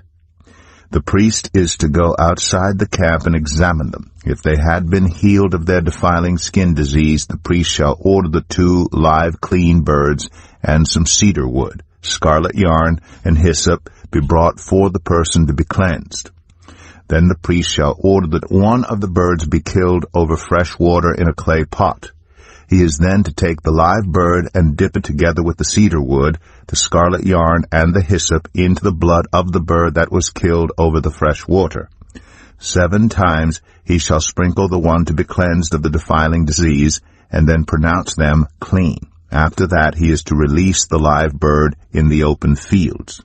The person to be cleansed must wash their clothes, shave off all their hair, and bathe with water. Then they will be ceremonially clean. After this they may come into the camp, but they must stay outside their tent for 7 days. On the 7th day they must shave off all their hair. They must shave their head, their beard, their eyebrows, and the rest of their hair. They must wash their clothes and bathe themselves with water, and they will be clean. On the 8th day they must bring 2 male lambs and 1 ewe lamb, a year old, each without defect, along with 3/10 of an ephah of the finest flour mixed with olive oil for a grain offering, and 1 log of oil. The priest who pronounces them clean shall present both the one to be cleansed and their offerings before the Lord at the entrance to the tent of meeting. Then the priest is to take 1 of the male lambs and offer it as a guilt offering, along with the log of oil. He shall wave them before the Lord as a wave offering.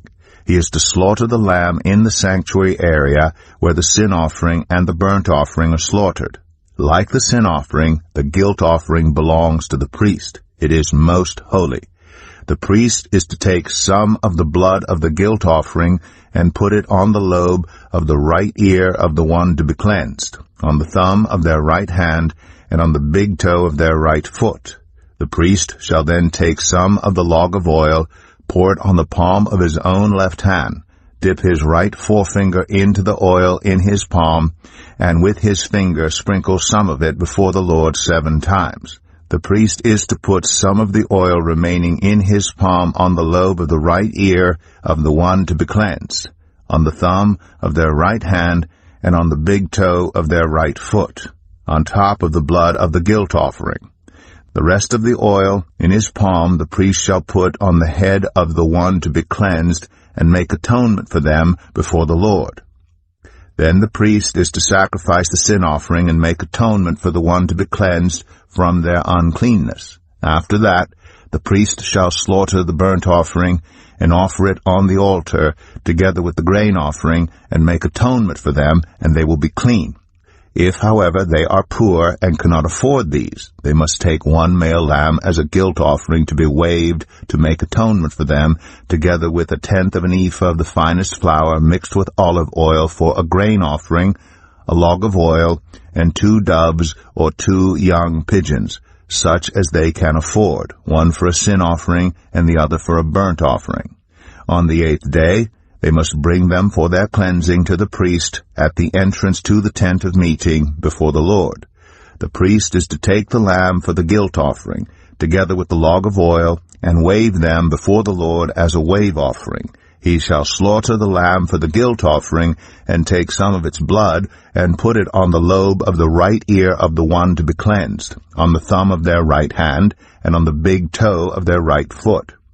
The priest is to pour some of the oil into the palm of his own left hand, and with his right forefinger sprinkle some of the oil from his palm 7 times before the Lord.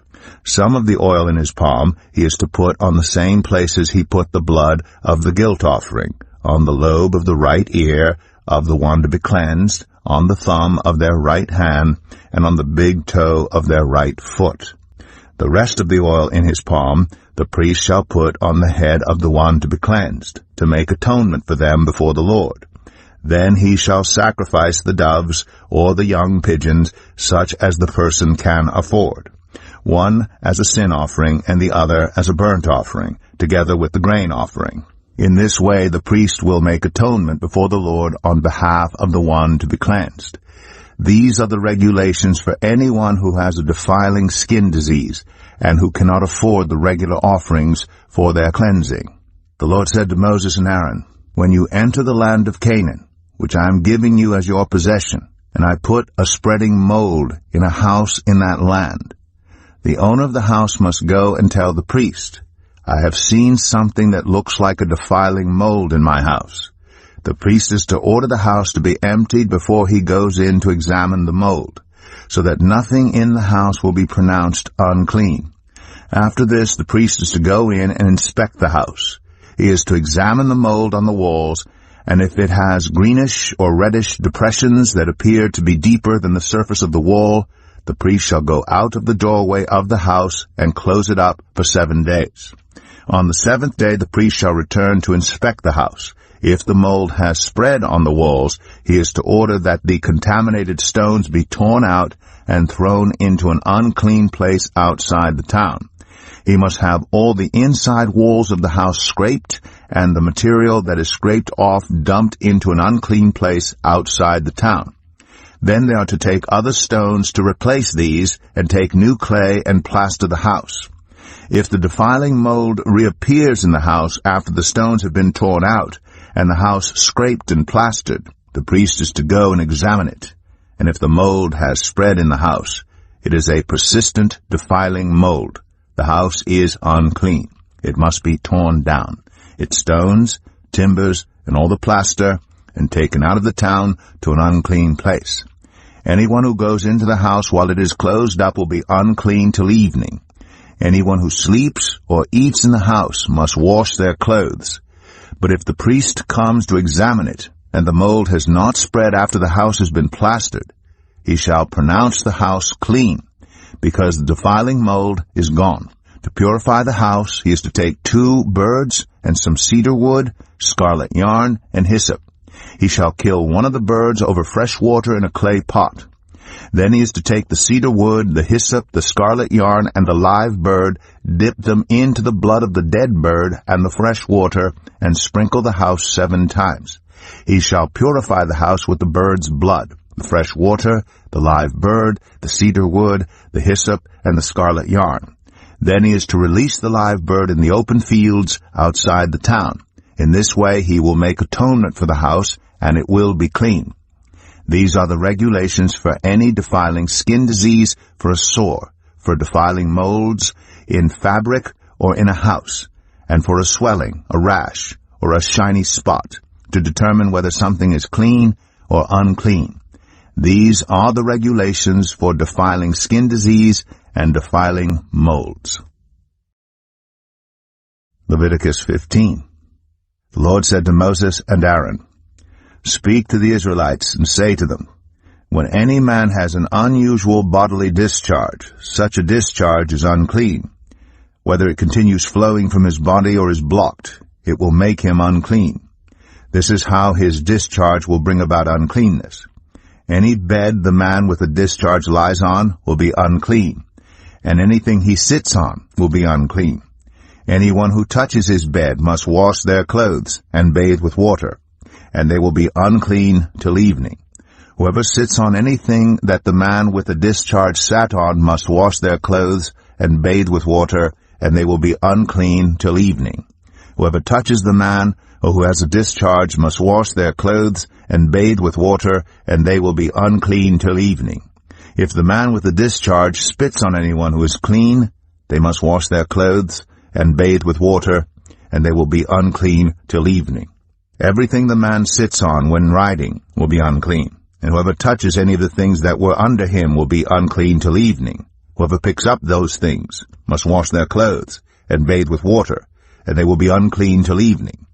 Anyone the man with the discharge touches, without rinsing his hands with water, must wash their clothes and bathe with water, and they will be unclean till evening. A clay pot that the man touches must be broken, and any wooden article is to be rinsed with water. When a man is cleansed from his discharge, he is to count off 7 days for his ceremonial cleansing. He must wash his clothes and bathe himself with fresh water, and he will be clean. On the 8th day he must take 2 doves or 2 young pigeons and come before the Lord to the entrance to the tent of meeting and give them to the priest. The priest is to sacrifice them, the one for a sin offering and the other for a burnt offering. In this way he will make atonement before the Lord for the man because of his discharge. When a man has an emission of semen, he must bathe his whole body with water, and he will be unclean till evening. Any clothing or leather that has semen on it must be washed with water, and it will be unclean till evening. When a man has sexual relations, an emission of semen, both of them must bathe with water, and they will be unclean till evening. When a woman has her regular flow of blood, the impurity of her monthly period will last 7 days, and anyone who touches her will be unclean till evening. Anything she lies on during her period will be unclean, and anything she sits on will be unclean. Anyone who touches her bed will be unclean. They must wash their clothes and bathe with water, and they will be unclean till evening. Anyone who touches anything she sits on will be unclean. They must wash their clothes and bathe with water, and they will be unclean till evening. Whether it is the bed or anything she was sitting on, when anyone touches it, they will be unclean till evening. If a man has sexual relations with her, and her monthly flow touches him, he will be unclean for 7 days. Any bed he lies on will be unclean. When a woman has a discharge of blood for many days at a time other than her monthly period, or has a discharge that continues beyond her period, she will be unclean as long as she has the discharge, just as in the days of her period. Any bed she lies on while her discharge continues will be unclean, as is her bed during her monthly period. And anything she sits on will be unclean as during her period. Anyone who touches them will be unclean. They must wash their clothes and bathe with water, and they will be unclean till evening.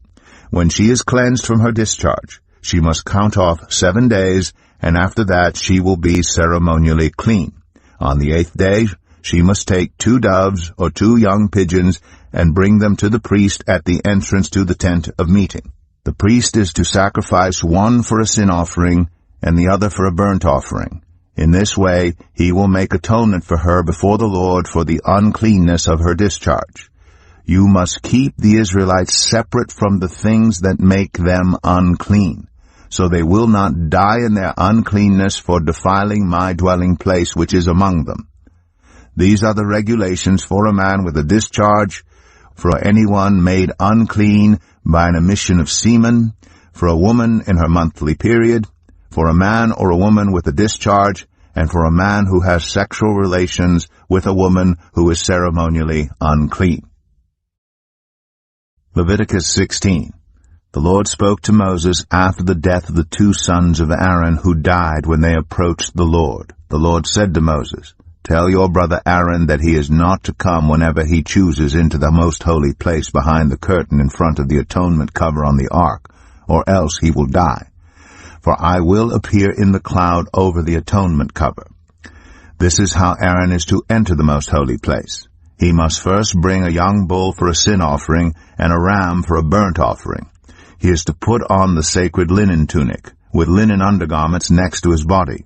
He is to tie the linen sash around him and put on the linen turban. These are sacred garments, so he must bathe himself with water before he puts them on. From the Israelite community he is to take 2 male goats for a sin offering and a ram for a burnt offering.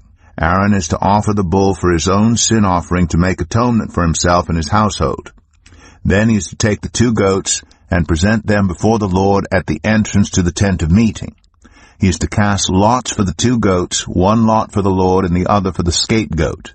Aaron shall bring the goat whose lot falls to the Lord and sacrifice it for a sin offering. But the goat chosen by lot as the scapegoat shall be presented alive before the Lord to be used for making atonement by sending it into the wilderness as a scapegoat.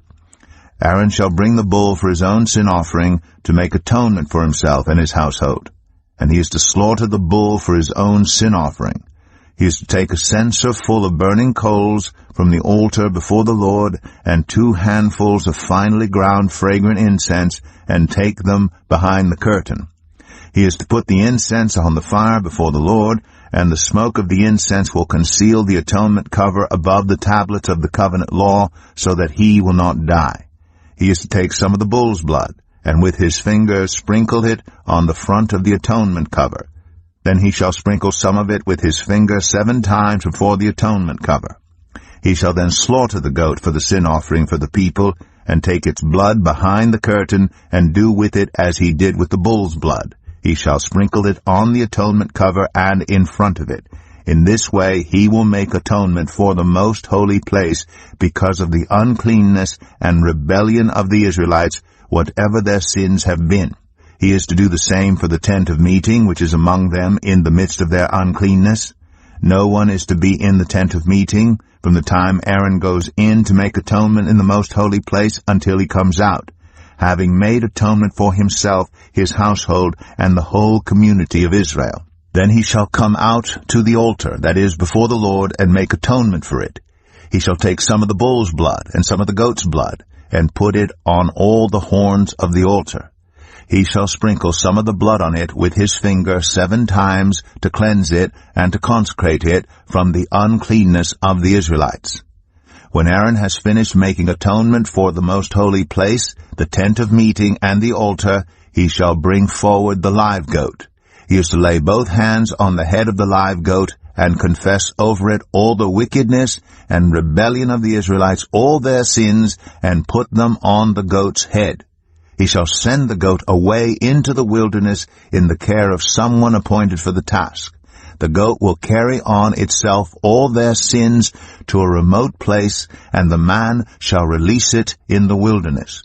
Then Aaron is to go into the tent of meeting, and take off the linen garments he put on before he entered the most holy place, and he is to leave them there. He shall bathe himself with water in the sanctuary area, and put on his regular garments.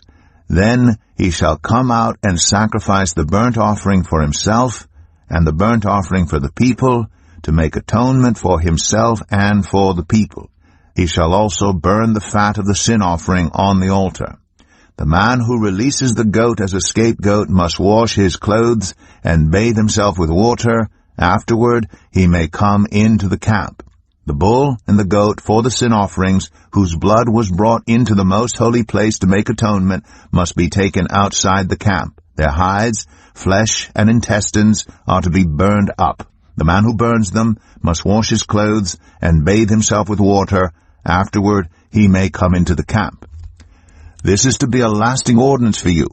On the 10th day of the 7th month you must deny yourselves and not do any work, whether native-born or a foreigner residing among you, because on this day atonement will be made for you, to cleanse you. Then, before the Lord, you will be clean from all your sins. It is a day of Sabbath rest, and you must deny yourselves. It is a lasting ordinance. The priest who is anointed and ordained to succeed his father as high priest is to make atonement. He is to put on the sacred linen garments and make atonement for the most holy place, for the tent of meeting and the altar, and for the priests and all the members of the community. This is to be a lasting ordinance for you. Atonement is to be made once a year for all the sins of the Israelites.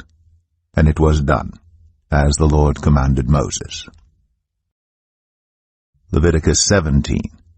The Lord said to Moses, "Speak to Aaron and his sons, and to all the Israelites, and say to them, This is what the Lord has commanded.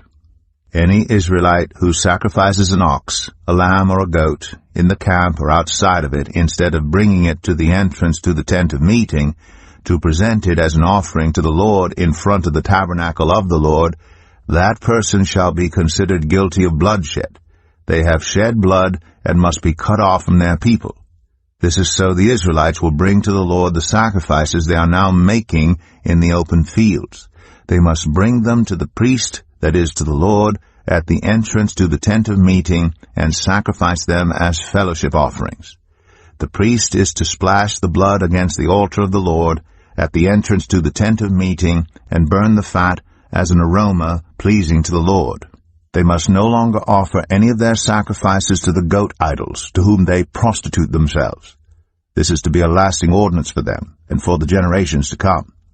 Say to them, Any Israelite or any foreigner residing among them who offers a burnt offering or sacrifice and does not bring it to the entrance to the tent of meeting, to sacrifice it to the Lord, must be cut off from the people of Israel.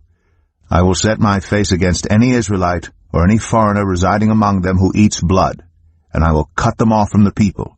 For the life of a creature is in the blood, and I have given it to you to make atonement for yourselves on the altar. It is the blood that makes atonement for one's life. Therefore I say to the Israelites, None of you may eat blood, nor may any foreigner residing among you eat blood. Any Israelite or any foreigner residing among you who hunts any animal or bird that may be eaten must drain out the blood and cover it with earth, because the life of every creature is its blood. That is why I have said to the Israelites, You must not eat the blood of any creature, because the life of every creature is its blood. Anyone who eats it must be cut off. Anyone, whether native-born or foreigner, who eats anything found dead or torn by wild animals must wash their clothes and bathe with water, and they will be ceremonially unclean till evening. Then they will be clean. But if they do not wash their clothes and bathe themselves, they will be held responsible. Leviticus 18. The Lord said to Moses, Speak to the Israelites and say to them, I am the Lord your God. You must not do as they do in Egypt, where you used to live, and you must not do as they do in the land of Canaan, where I am bringing you. Do not follow their practices. You must obey my laws and be careful to follow my decrees. I am the Lord your God. Keep my decrees and laws, for the person who obeys them will live by them. I am the Lord. No one is to approach any close relative to have sexual relations. I am the Lord. Do not dishonor your father by having sexual relations with your mother. She is your mother. Do not have relations with her. Do not have sexual relations with your father's wife. That would dishonor your father. Do not have sexual relations with your sister, either your father's daughter or your mother's daughter, whether she was born in the same home or elsewhere. Do not have sexual relations with your son's daughter or your daughter's daughter. That would dishonor you. Do not have sexual relations with the daughter of your father's wife, born to your father. She is your sister. Do not have sexual relations with your father's sister. She is your father's close relative. Do not have sexual relations with your mother's sister, because she is your mother's close relative. Do not dishonor your father's brother by approaching his wife to have sexual relations. She is your aunt. Do not have sexual relations with your daughter-in-law. She is your son's wife. Do not have relations with her. Do not have sexual relations with your brother's wife. That would dishonor your brother. Do not have sexual relations with both a woman and her daughter. Do not have sexual relations with either her son's daughter or her daughter's daughter. They are close relatives. That is wickedness. Do not take your wife's sister as a rival wife and have sexual relations with her while your wife is living. Do not approach a woman to have sexual relations during the uncleanness of her monthly period. Do not have sexual relations with your neighbor's wife and defile yourself with her.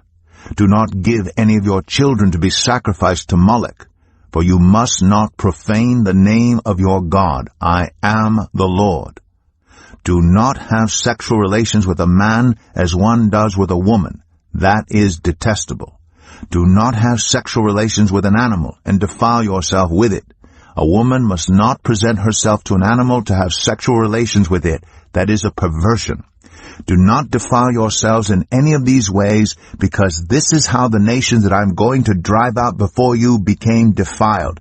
Even the land was defiled, so I punished it for its sin, and the land vomited out its inhabitants. But you must keep my decrees and my laws. The native-born and the foreigners residing among you must not do any of these detestable things, for all these things were done by the people who lived in the land before you, and the land became defiled. And if you defile the land, it will vomit you out as it vomited out the nations that were before you. Everyone who does any of these detestable things, such persons must be cut off from their people. Keep my requirements, and do not follow any of the detestable customs that were practiced before you came, and do not defile yourselves with them. I am the Lord your God.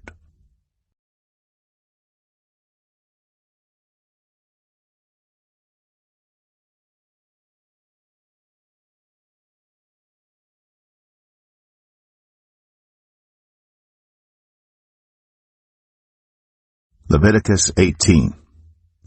The Lord said to Moses, Speak to the Israelites and say to them, I am the Lord your God. You must not do as they do in Egypt, where you used to live, and you must not do as they do in the land of Canaan, where I am bringing you.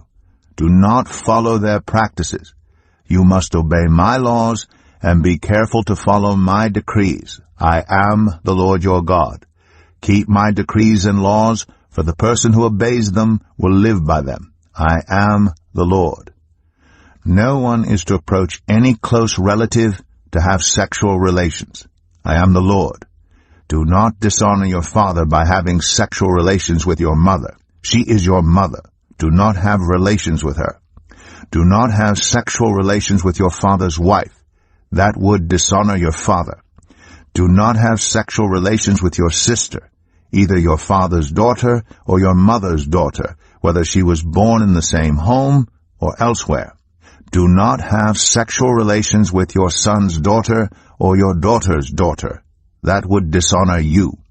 Do not have sexual relations with the daughter of your father's wife, born to your father. She is your sister.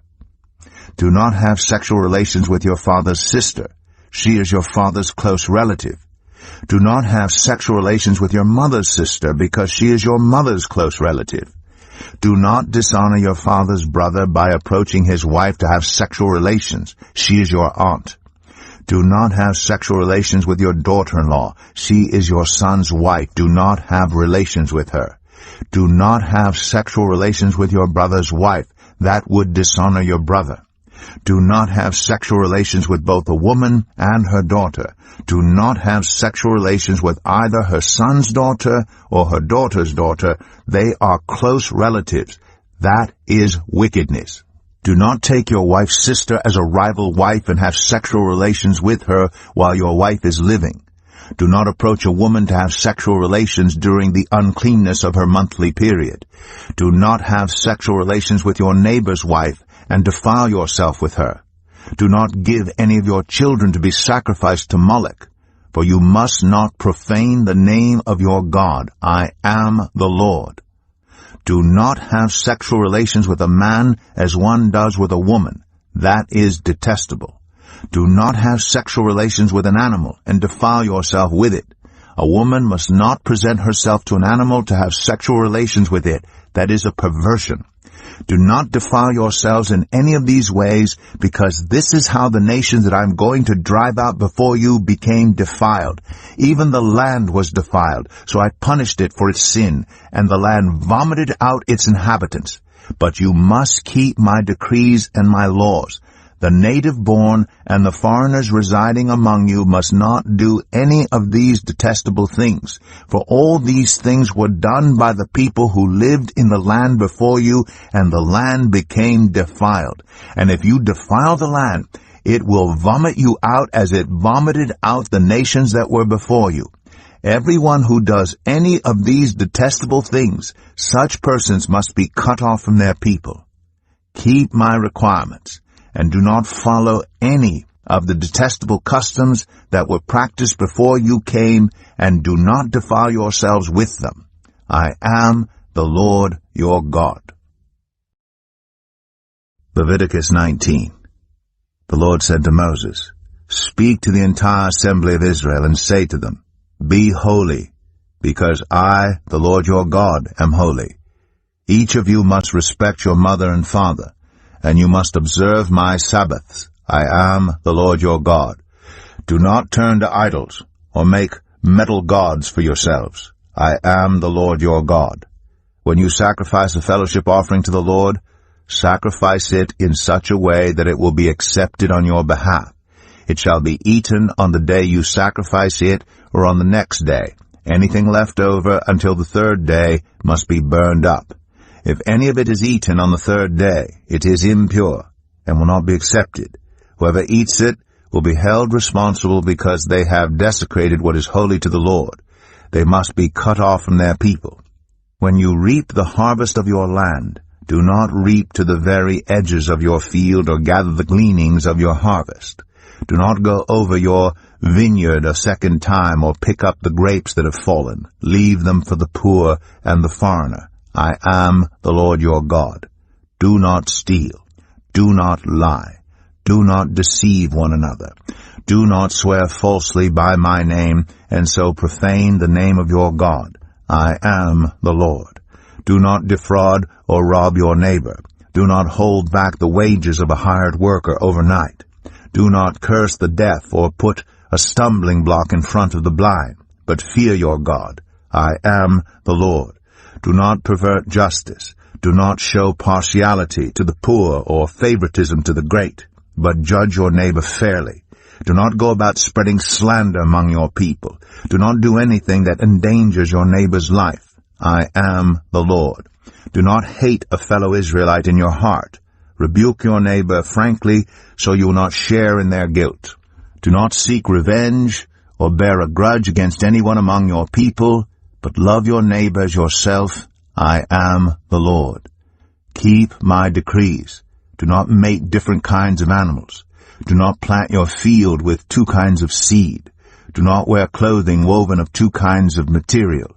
If a man sleeps with a female slave who is promised to another man, but who has not been ransomed or given her freedom, there must be due punishment. Yet they are not to be put to death because she has not been freed. The man, however, must bring a ram to the entrance to the tent of meeting for a guilt offering to the Lord. With the ram of the guilt offering, the priest is to make atonement for him before the Lord for the sin he has committed, and his sin will be forgiven. When you enter the land and plant any kind of fruit tree, regard its fruit as forbidden. For 3 years you are to consider it forbidden. It must not be eaten. In the 4th year all its fruit will be holy, an offering of praise to the Lord.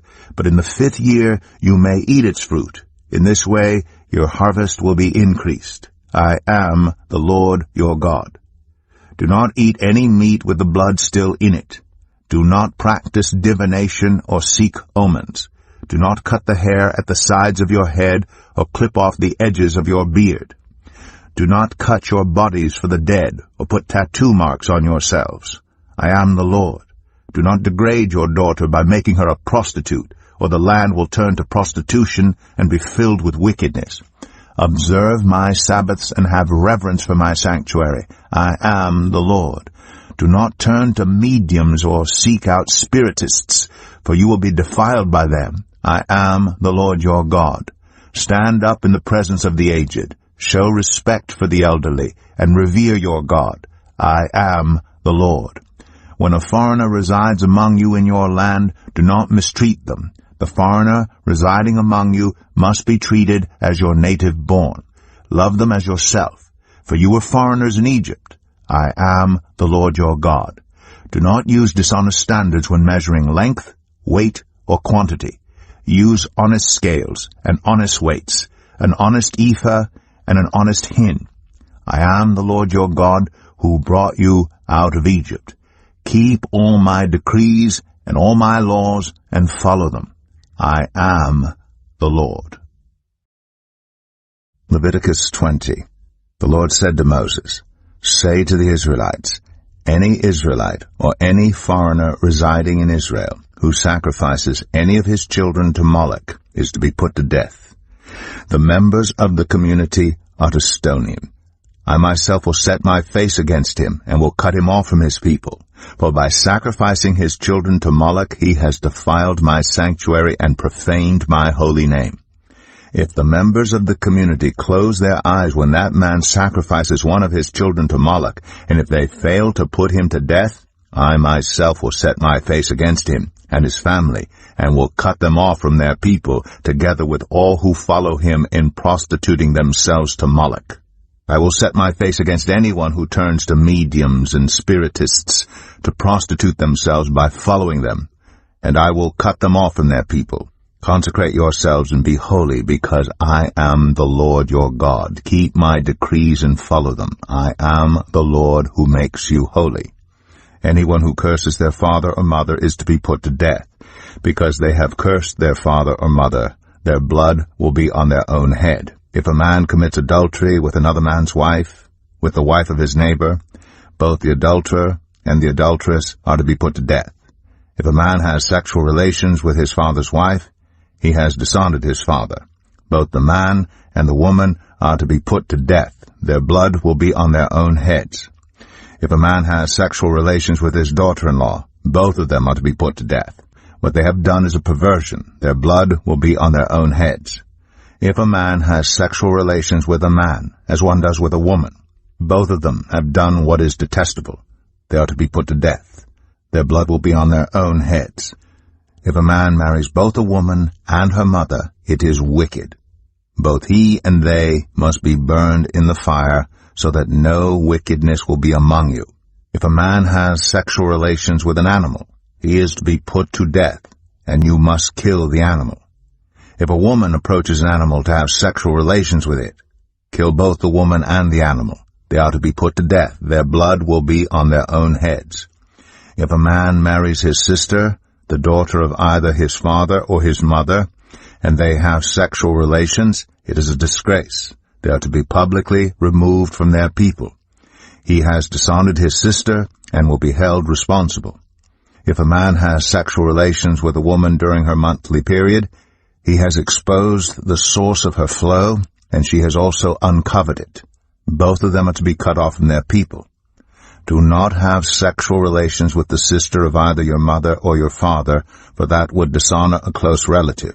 Both of you would be held responsible. If a man has sexual relations with his aunt, he has dishonored his uncle. They will be held responsible. They will die childless. If a man marries his brother's wife, it is an act of impurity. He has dishonored his brother. They will be childless. Keep all my decrees and laws and follow them, so that the land where I am bringing you to live may not vomit you out. You must not live according to the customs of the nations I am going to drive out before you. Because they did all these things, I abhorred them. But I said to you, you will possess their land. I will give it to you as an inheritance, a land flowing with milk and honey. I am the Lord your God, who has set you apart from the nations.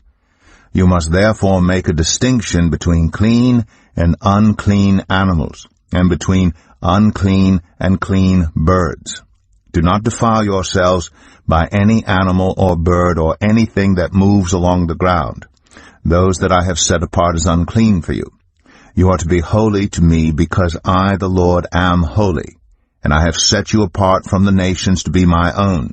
A man or woman who is a medium or a spiritist among you must be put to death. You are to stone them. Their blood will be on their own heads. Leviticus 21. The Lord said to Moses, Speak to the priests, the sons of Aaron, and say to them, A priest must not make himself ceremonially unclean for any of his people who die, except for a close relative, such as his mother or father, his son or daughter, his brother, or an unmarried sister who is dependent on him since she has no husband. For her he may make himself unclean. He must not make himself unclean for people related to him by marriage, and so defile himself. Priests must not shave their heads, or shave off the edges of their beards, or cut their bodies. They must be holy to their God, and must not profane the name of their God. Because they present the food offerings to the Lord, the food of their God, they are to be holy.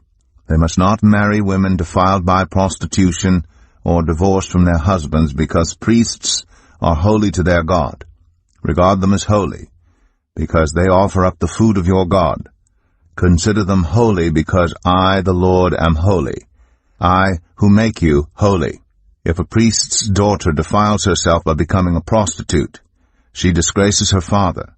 She must be burned in the fire. The high priest, the one among his brothers who has had the anointing oil poured on his head and who has been ordained to wear the priestly garments, must not let his hair become unkempt or tear his clothes. He must not enter a place where there is a dead body.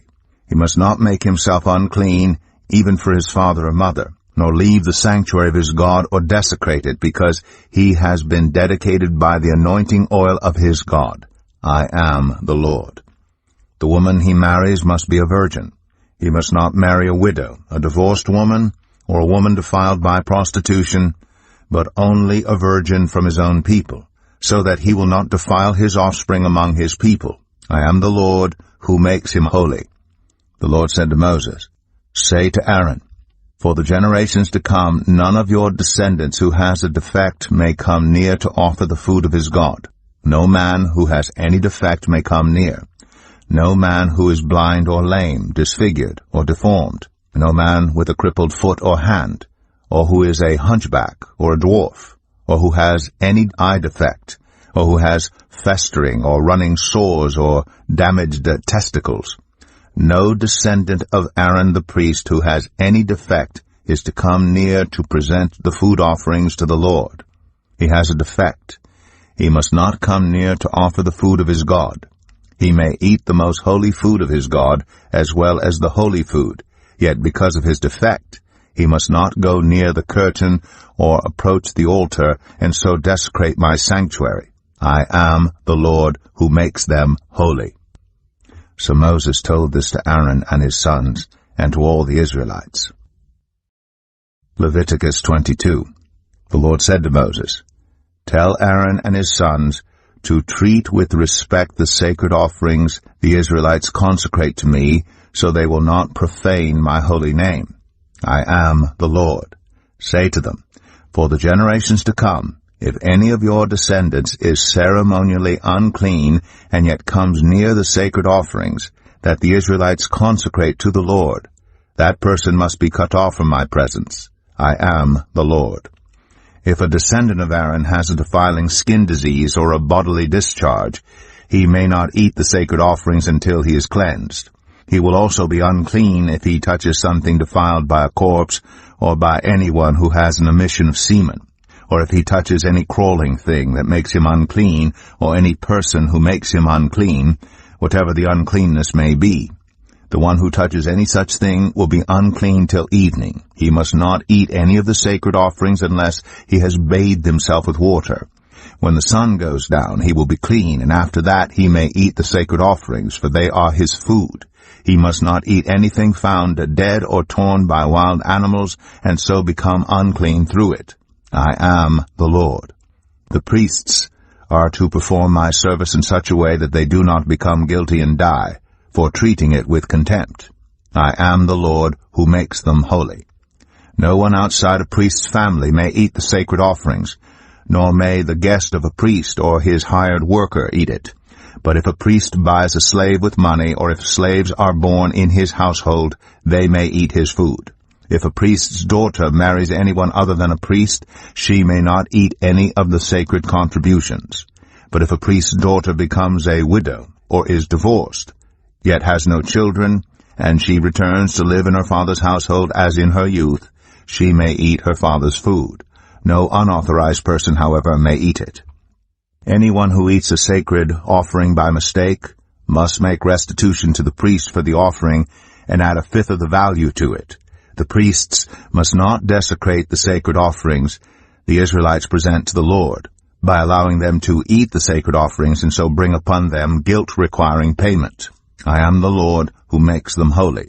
The Lord said to Moses, "Speak to Aaron and his sons and to all the Israelites and say to them, if any of you, whether an Israelite or a foreigner residing in Israel, presents a gift for a burnt offering to the Lord, either to fulfill a vow or as a freewill offering, you must present a male without defect from the cattle, sheep, or goats in order that it may be accepted on your behalf.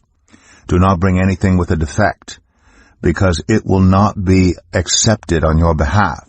When anyone brings from the herd or flock a fellowship offering to the Lord to fulfill a special vow, or as a free will offering, it must be without defect or blemish to be acceptable.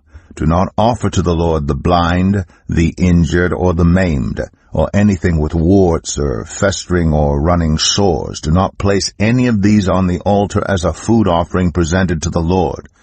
You may, however, present as a freewill offering an ox or a sheep that is deformed or stunted, but it will not be accepted in fulfillment of a vow. You must not offer to the Lord an animal whose testicles are bruised, crushed, torn, or cut. You must not do this in your own land, and you must not accept such animals from the hand of a foreigner and offer them as the food of your God. They will not be accepted on your behalf, because they are deformed and have defects. The Lord said to Moses, when a calf, a lamb, or a goat is born, it is to remain with its mother for 7 days. From the 8th day on, it will be acceptable as a food offering presented to the Lord. Do not slaughter a cow or a sheep and its young on the same day. When you sacrifice a thank offering to the Lord, sacrifice it in such a way that it will be accepted on your behalf. It must be eaten that same day. Leave none of it till morning. I am the Lord. Keep my commands and follow them. I am the Lord. Do not profane my holy name, for I must be acknowledged as holy by the Israelites. I am the Lord who made you holy and who brought you out of Egypt to be your God. I am the Lord. Leviticus 23. The Lord said to Moses, Speak to the Israelites and say to them, These are my appointed festivals, the appointed festivals of the Lord, which you are to proclaim as sacred assemblies. There are 6 days when you may work, but the 7th day is a day of Sabbath rest, a day of sacred assembly. You are not to do any work. Wherever you live, it is a Sabbath to the Lord. These are the Lord's appointed festivals. The sacred assemblies you are to proclaim at their appointed times. The Lord's Passover begins at twilight on the 14th day of the first month. On the 15th day of that month, the Lord's festival of unleavened bread begins. For 7 days you must eat bread made without yeast. On the first day, hold a sacred assembly and do no regular work. For 7 days present a food offering to the Lord, and on the 7th day hold a sacred assembly and do no regular work. The Lord said to Moses, Speak to the Israelites and say to them, When you enter the land I am going to give you, and you reap its harvest, bring to the priest a sheaf of the sheaf before the Lord, so it will be accepted on your behalf. The priest is to wave it on the day after the Sabbath.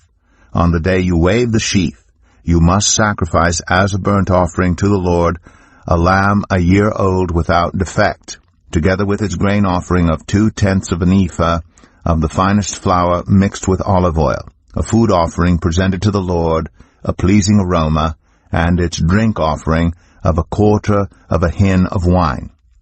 You must not eat any bread or roasted or new grain until the very day you bring this offering to your God. This is to be a lasting ordinance for the generations to come wherever you live. From the day after the Sabbath, the day you brought the sheaf of the wave offering, Count off 7 full weeks. Count off 50 days up to the day after the 7th Sabbath, and then present an offering of new grain to the Lord. From wherever you live, bring 2 loaves made of 2/10 of an ephah of the finest flour, baked with yeast, as a wave offering of first fruits to the Lord. Present with this bread 7 male lambs, each a year old and without defect, 1 young bull and 2 rams. They will be a burnt offering to the Lord, together with their grain offerings and drink offerings, a food offering, an aroma pleasing to the Lord. Then sacrifice 1 male goat for a sin offering, and 2 lambs, each a year old, for a fellowship offering. The priest is to wave the 2 lambs before the Lord as a wave offering, together with the bread of the first fruits.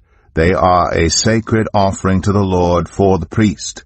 On that same day, you are to proclaim a sacred assembly and do no regular work. This is to be a lasting ordinance for the generations to come wherever you live. When you reap the harvest of your land, do not reap to the very edges of your field or gather the gleanings of your harvest. Leave them for the poor and for the foreigner residing among you. I am the Lord your God. The Lord said to Moses, "Say to the Israelites, on the first day of the 7th month you are to have a day of Sabbath rest, a sacred assembly commemorated with trumpet blasts. Do no regular work, but present a food offering to the Lord." The Lord said to Moses, "The 10th day of this 7th month is the day of atonement. Hold a sacred assembly and deny yourselves, and present a food offering to the Lord. Do not do any work on that day, because it is the day of atonement, when atonement is made for you before the Lord your God. Those who do not deny themselves on that day must be cut off from their people. I will destroy from among their people anyone who does any work on that day. You shall do no work at all. This is to be a lasting ordinance for the generations to come wherever you live. It is a day of Sabbath rest for you, and you must deny yourselves. From the evening of the 9th day of the month until the following evening, you are to observe your Sabbath." The Lord said to Moses, "Say to the Israelites, on the 15th day of the 7th month, the Lord's festival of tabernacles begins, and it lasts for 7 days. The first day is a sacred assembly. Do no regular work. For 7 days present food offerings to the Lord, and on the 8th day hold a sacred assembly, and present a food offering to the Lord. It is the closing special assembly. Do no regular work. These are the Lord's appointed festivals which you are to proclaim as sacred assemblies for bringing food offerings to the Lord, the burnt offerings and grain offerings, sacrifices and drink offerings required for each day. These offerings are in addition to those for the Lord's Sabbaths, and in addition to your gifts, and whatever you have vowed, and all the freewill offerings you give to the Lord. So beginning with the 15th day of the 7th month, after you have gathered the crops of the land, celebrate the festival to the Lord for 7 days. The first day is a day of Sabbath rest, and the 8th day also is a day of Sabbath rest. On the first day, you are to take branches from luxuriant trees, from palms, willows, and other leafy trees, and rejoice before the Lord your God for 7 days. Celebrate this as a festival to the Lord for 7 days each year. This is to be a lasting ordinance for the generations to come. Celebrate it in the 7th month. Live in temporary shelters for 7 days.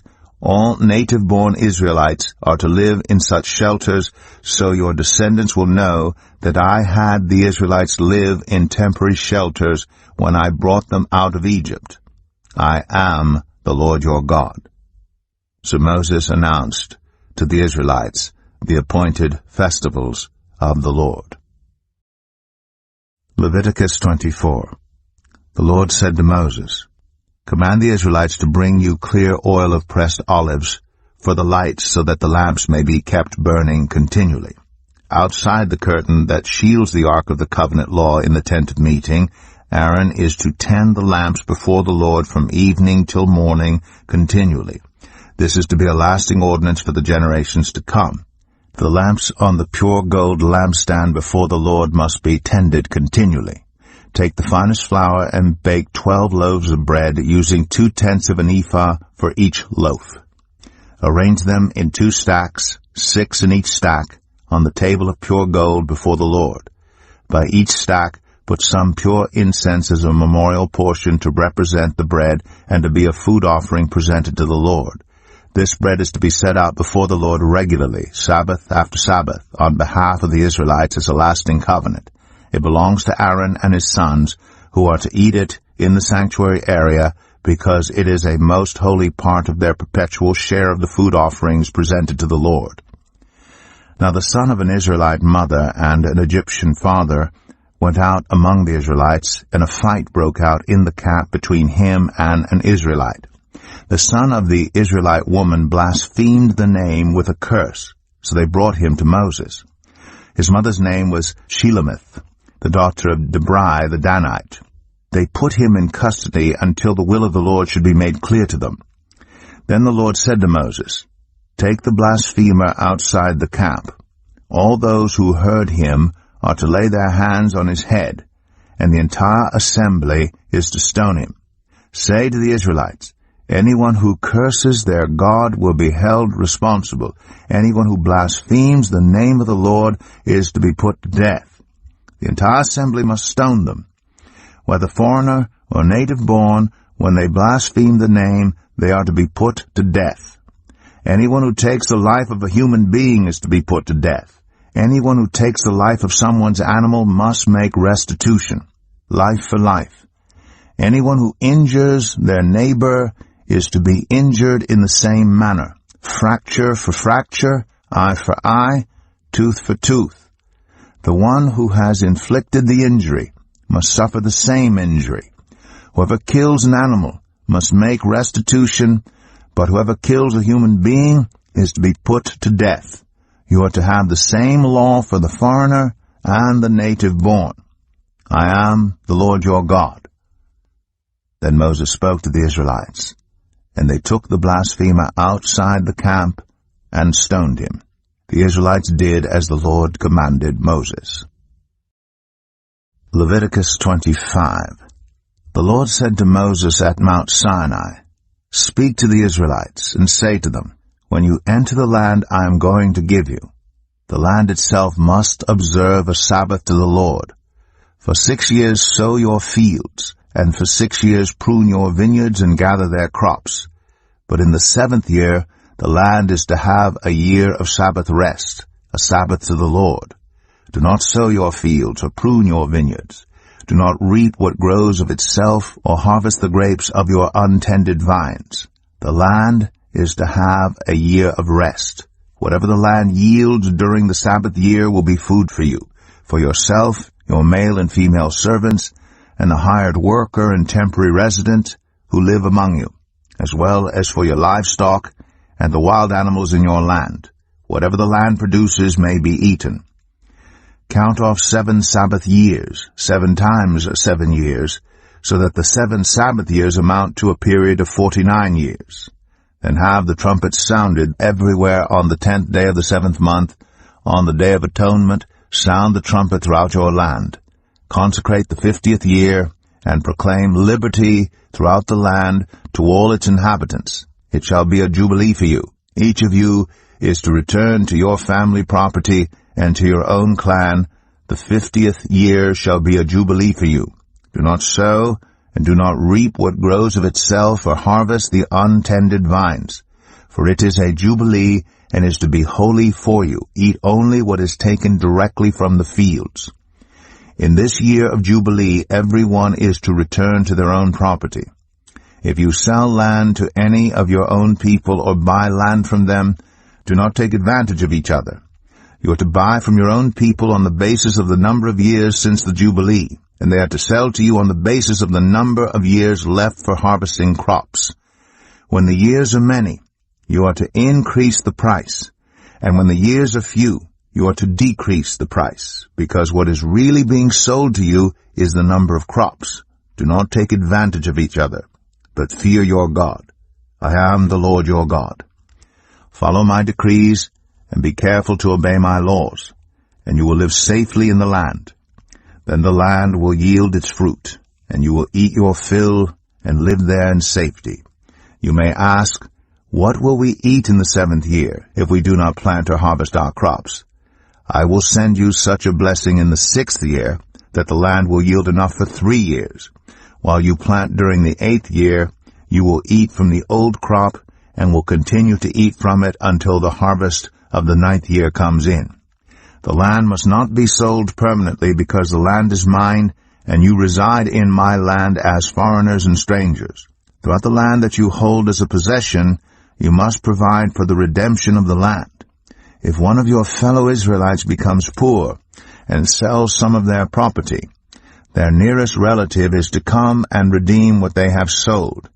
If, however, there is no one to redeem it for them, but later on they prosper and acquire sufficient means to redeem it themselves, they are to determine the value for the years since they sold it and refund the balance to the one to whom they sold it. They can then go back to their own property. But if they do not acquire the means to repay, what was sold will remain in the possession of the buyer until the year of Jubilee. It will be returned in the Jubilee, and they can then go back to their property.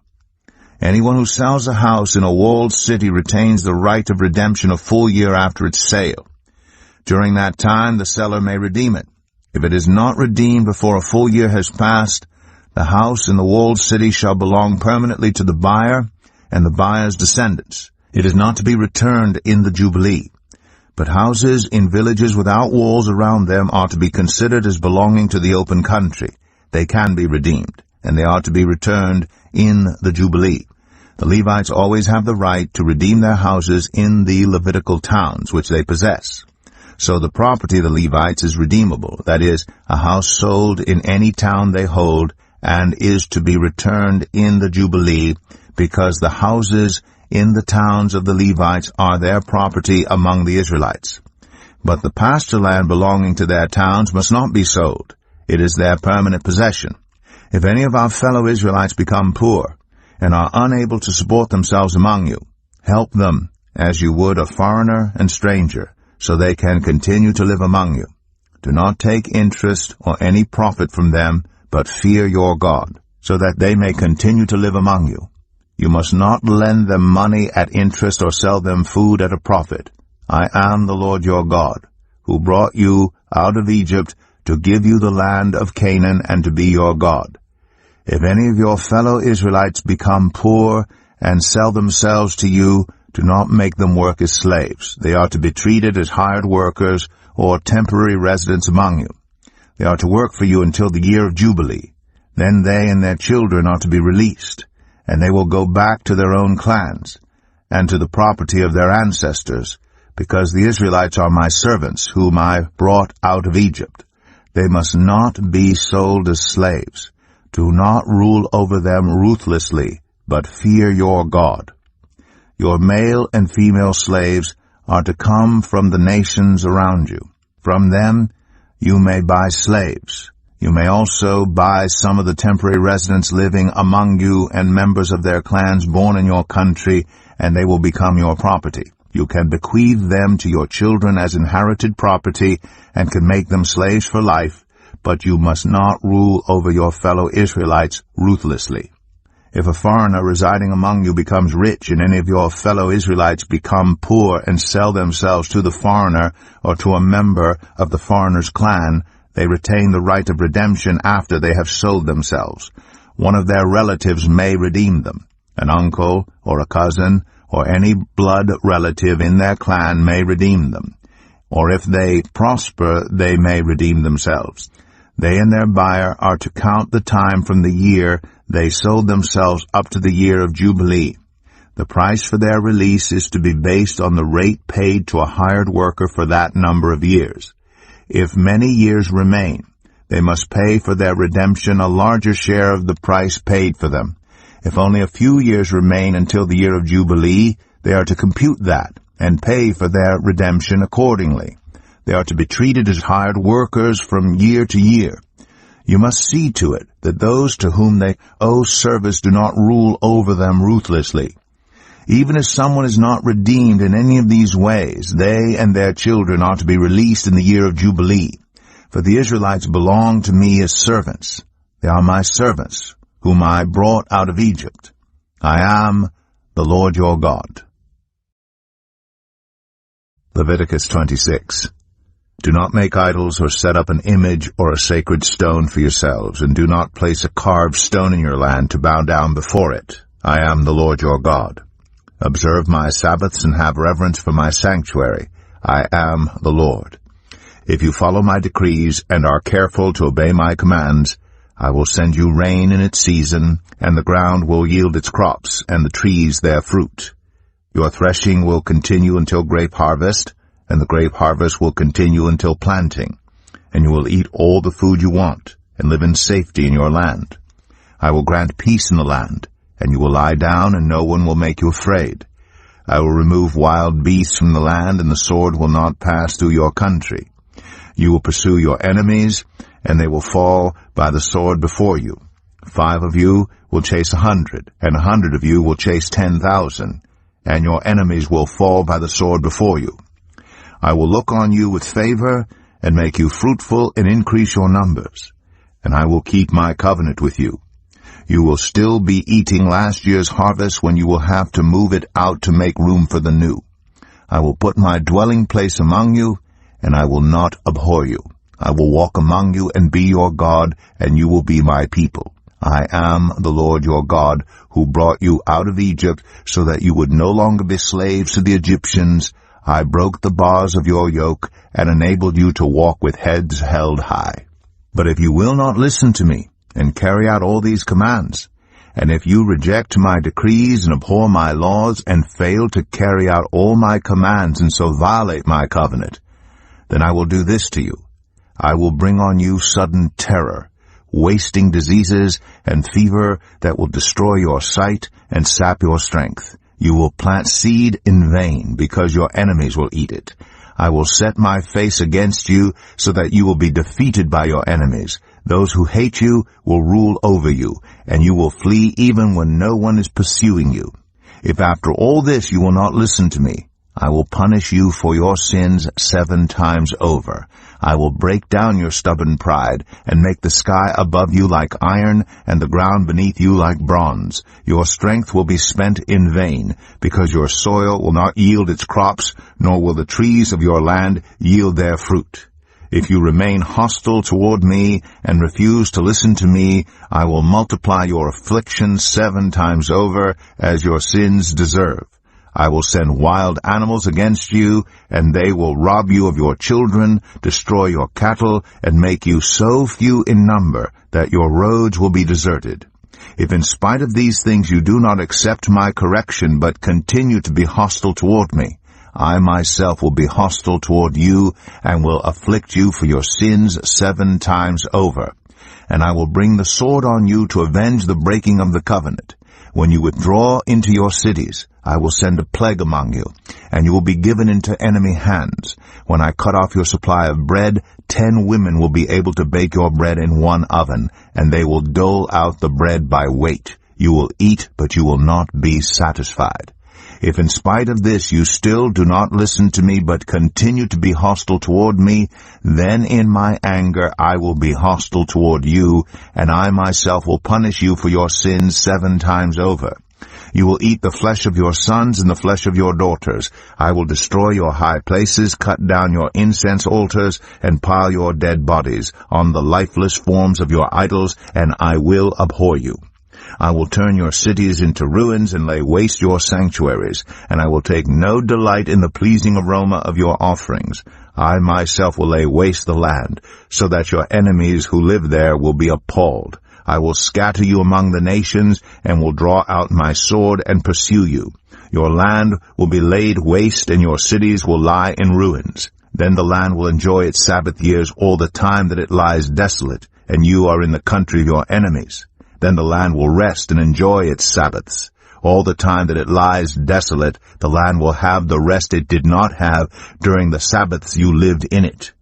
As for those of you who are left, I will make their hearts so fearful in the lands of their enemies that the sound of a wind-blown leaf will put them to flight. They will run as though fleeing from the sword, and they will fall even though no one is pursuing them. They will stumble over one another as though fleeing from the sword, even though no one is pursuing them. So you will not be able to stand before your enemies. You will perish among the nations. The land of your enemies will devour you. Those of you who are left will waste away in the lands of their enemies because of their sins. Also because of their ancestors' sins they will waste away. But if they will confess their sins and the sins of their ancestors, their unfaithfulness and their hostility toward me, which made me hostile toward them so that I sent them into the land of their enemies, then when their uncircumcised hearts are humbled and they pay for their sin, I will remember my covenant with Jacob and my covenant with Isaac and my covenant with Abraham, and I will remember the land. For the land will be deserted by them, and will enjoy its Sabbaths while it lies desolate without them.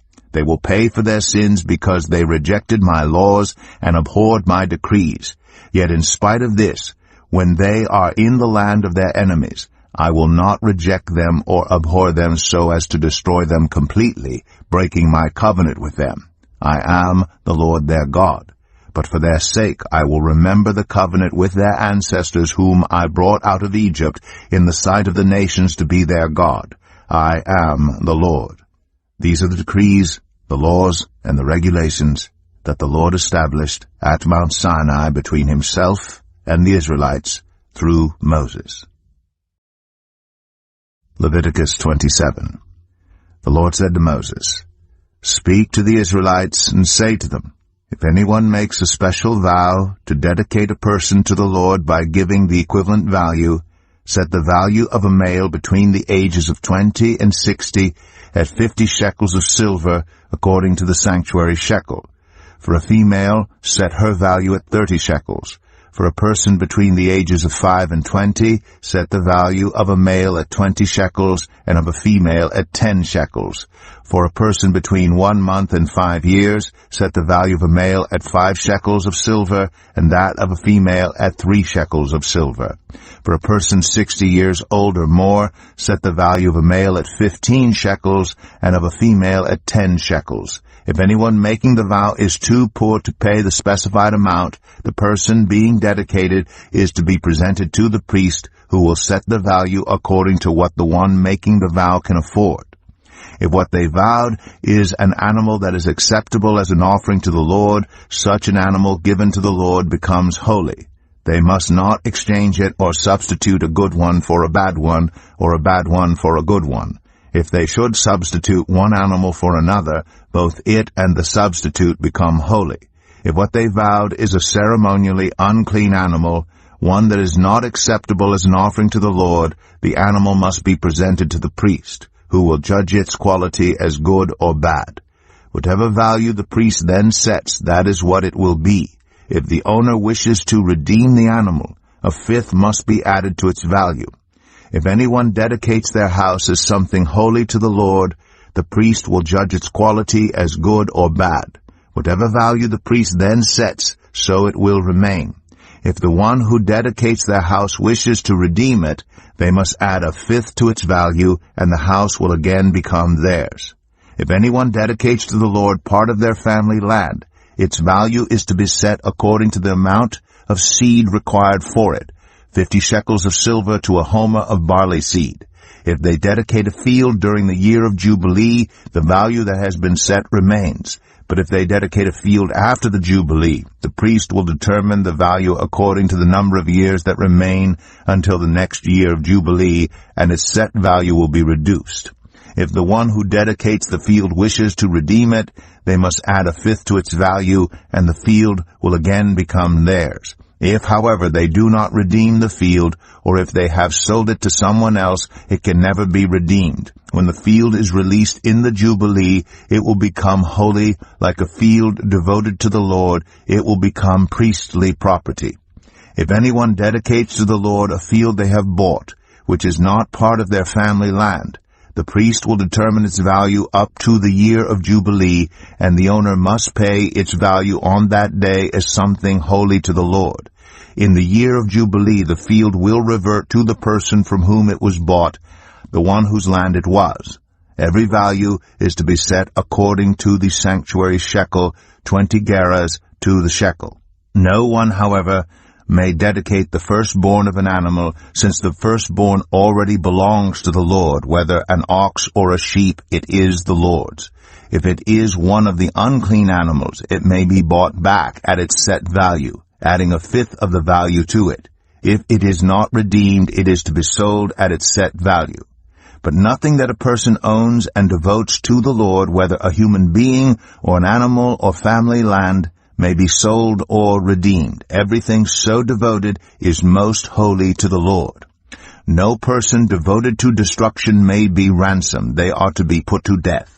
A tithe of everything from the land, whether grain from the soil or fruit from the trees, belongs to the Lord. It is holy to the Lord. Whoever would redeem any of their tithe must add a fifth of the value to it. Every tithe of the herd and flock, every 10th animal that passes under the shepherd's rod, will be holy to the Lord. No one may pick out the good from the bad or make any substitution. If anyone does make a substitution, both the animal and its substitute become holy and cannot be redeemed. These are the commands the Lord gave Moses at Mount Sinai for the Israelites. The Book of Numbers, Chapter 1.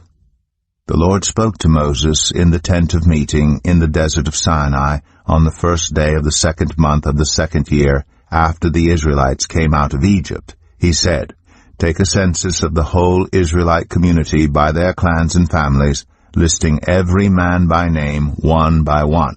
You and Aaron are to count according to their divisions all the men in Israel who are 20 years old or more and able to serve in the army, one man from each tribe. Each of them, the head of his family, is to help you. These are the names of the men who are to assist you.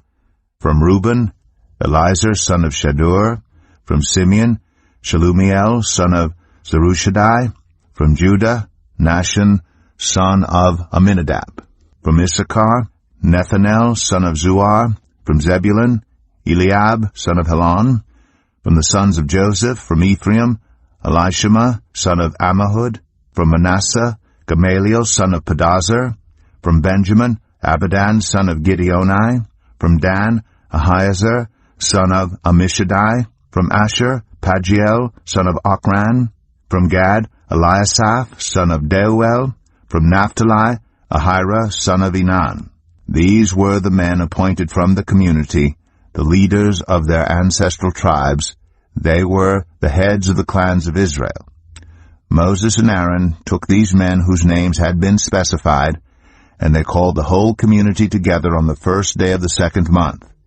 The people registered their ancestry by their clans and families, and the men 20 years old or more were listed by name one by one, as the Lord commanded Moses.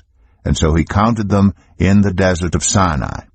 From the descendants of Reuben, the firstborn son of Israel, all the men 20 years old or more who were able to serve in the army were listed by name one by one according to the records of their clans and families. The number from the tribe of Reuben was 46,500. From the descendants of Simeon, all the men 20 years old or more who were able to serve in the army were counted and listed by name one by one according to the records of their clans and families. The number from the tribe of Simeon was 59,300. From the descendants of Gad, all the men 20 years old or more who were able to serve in the army were listed by name according to the records of their clans and families. The number from the tribe of Gad was 45,650.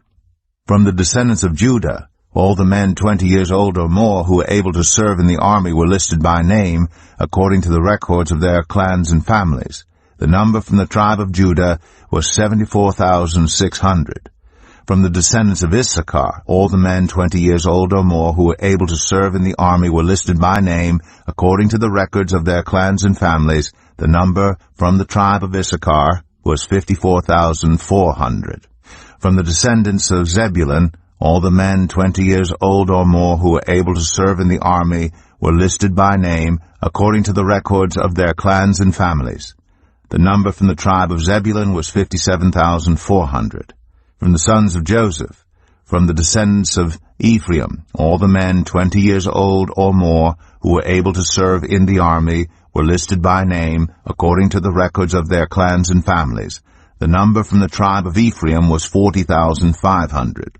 From the descendants of Manasseh, all the men 20 years old or more who were able to serve in the army were listed by name according to the records of their clans and families.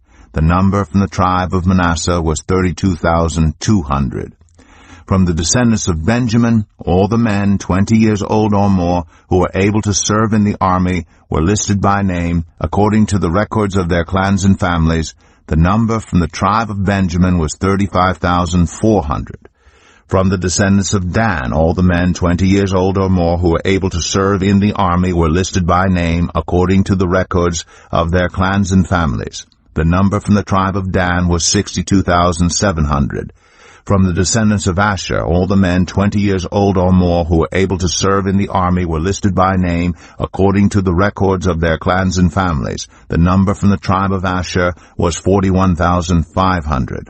From the descendants of Naphtali, all the men 20 years old or more who were able to serve in the army were listed by name according to the records of their clans and families. The number from the tribe of Naphtali was 53,400. These were the men counted by Moses and Aaron and the 12 leaders of Israel, each one representing his family.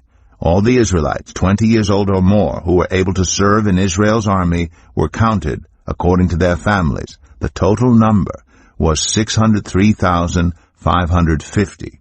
The ancestral tribe of the Levites, however, was not counted along with the others. The Lord had said to Moses, "You must not count the tribe of Levi or include them in the census of the other Israelites. Instead, appoint the Levites to be in charge of the tabernacle of the covenant law. Over all its furnishings and everything belonging to it, they are to carry the tabernacle and all its furnishings. They are to take care of it and encamp around it. Whenever the tabernacle is to move, the Levites are to take it down. And whenever the tabernacle is to be set up, the Levites shall do it. Anyone else who approaches it is to be put to death. The Israelites are to set up their tents by divisions, each of them in their own camp under their standard. The Levites, however, are to set up their tents around the tabernacle of the covenant law so that my wrath will not fall on the Israelite community. The Levites are to be responsible for the care of the tabernacle of the covenant law. The Israelites did all this just as the Lord commanded Moses." Numbers 2.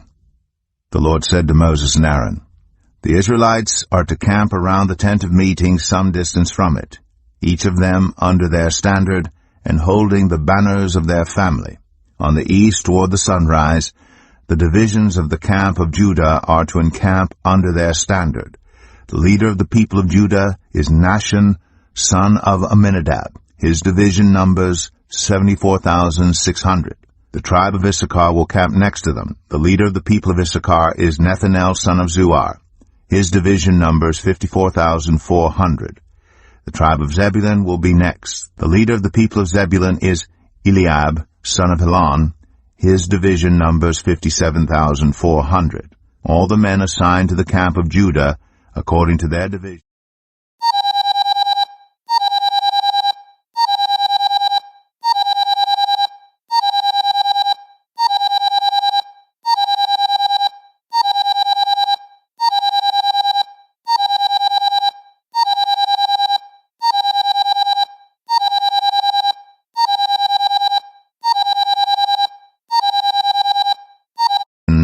Number 186,400. They will set out first. On the south will be the divisions of the camp of Reuben under their standard. The leader of the people of Reuben is Elizur, son of Shedur. His division numbers 46,500. The tribe of Simeon will camp next to them. The leader of the people of Simeon is Shelumiel, son of Zurishaddai. His division numbers 59,300. The tribe of Gad will be next. The leader of the people of Gad is Eliasaph, son of Deuel. His division numbers 45,650. All the men assigned to the camp of Reuben, according to their divisions, number 151,450. They will set out second. Then the tent of meeting and the camp of the Levites will set out in the middle of the camps. They will set out in the same order as they encamp, each in their own place under their standard. On the west will be the divisions of the camp of Ephraim under their standard. The leader of the people of Ephraim is Elishama, son of Ammihud. His division numbers 40,500. The tribe of Manasseh will be next to them. The leader of the people of Manasseh is Gamaliel, son of Pedazur. His division numbers 32,200. The tribe of Benjamin will be next. The leader of the people of Benjamin is Abidan, son of Gideoni. His division numbers 35,400. All the men assigned to the camp of Ephraim, according to their divisions, number 108,100. They will set out third. On the north will be the divisions of the camp of Dan under their standard.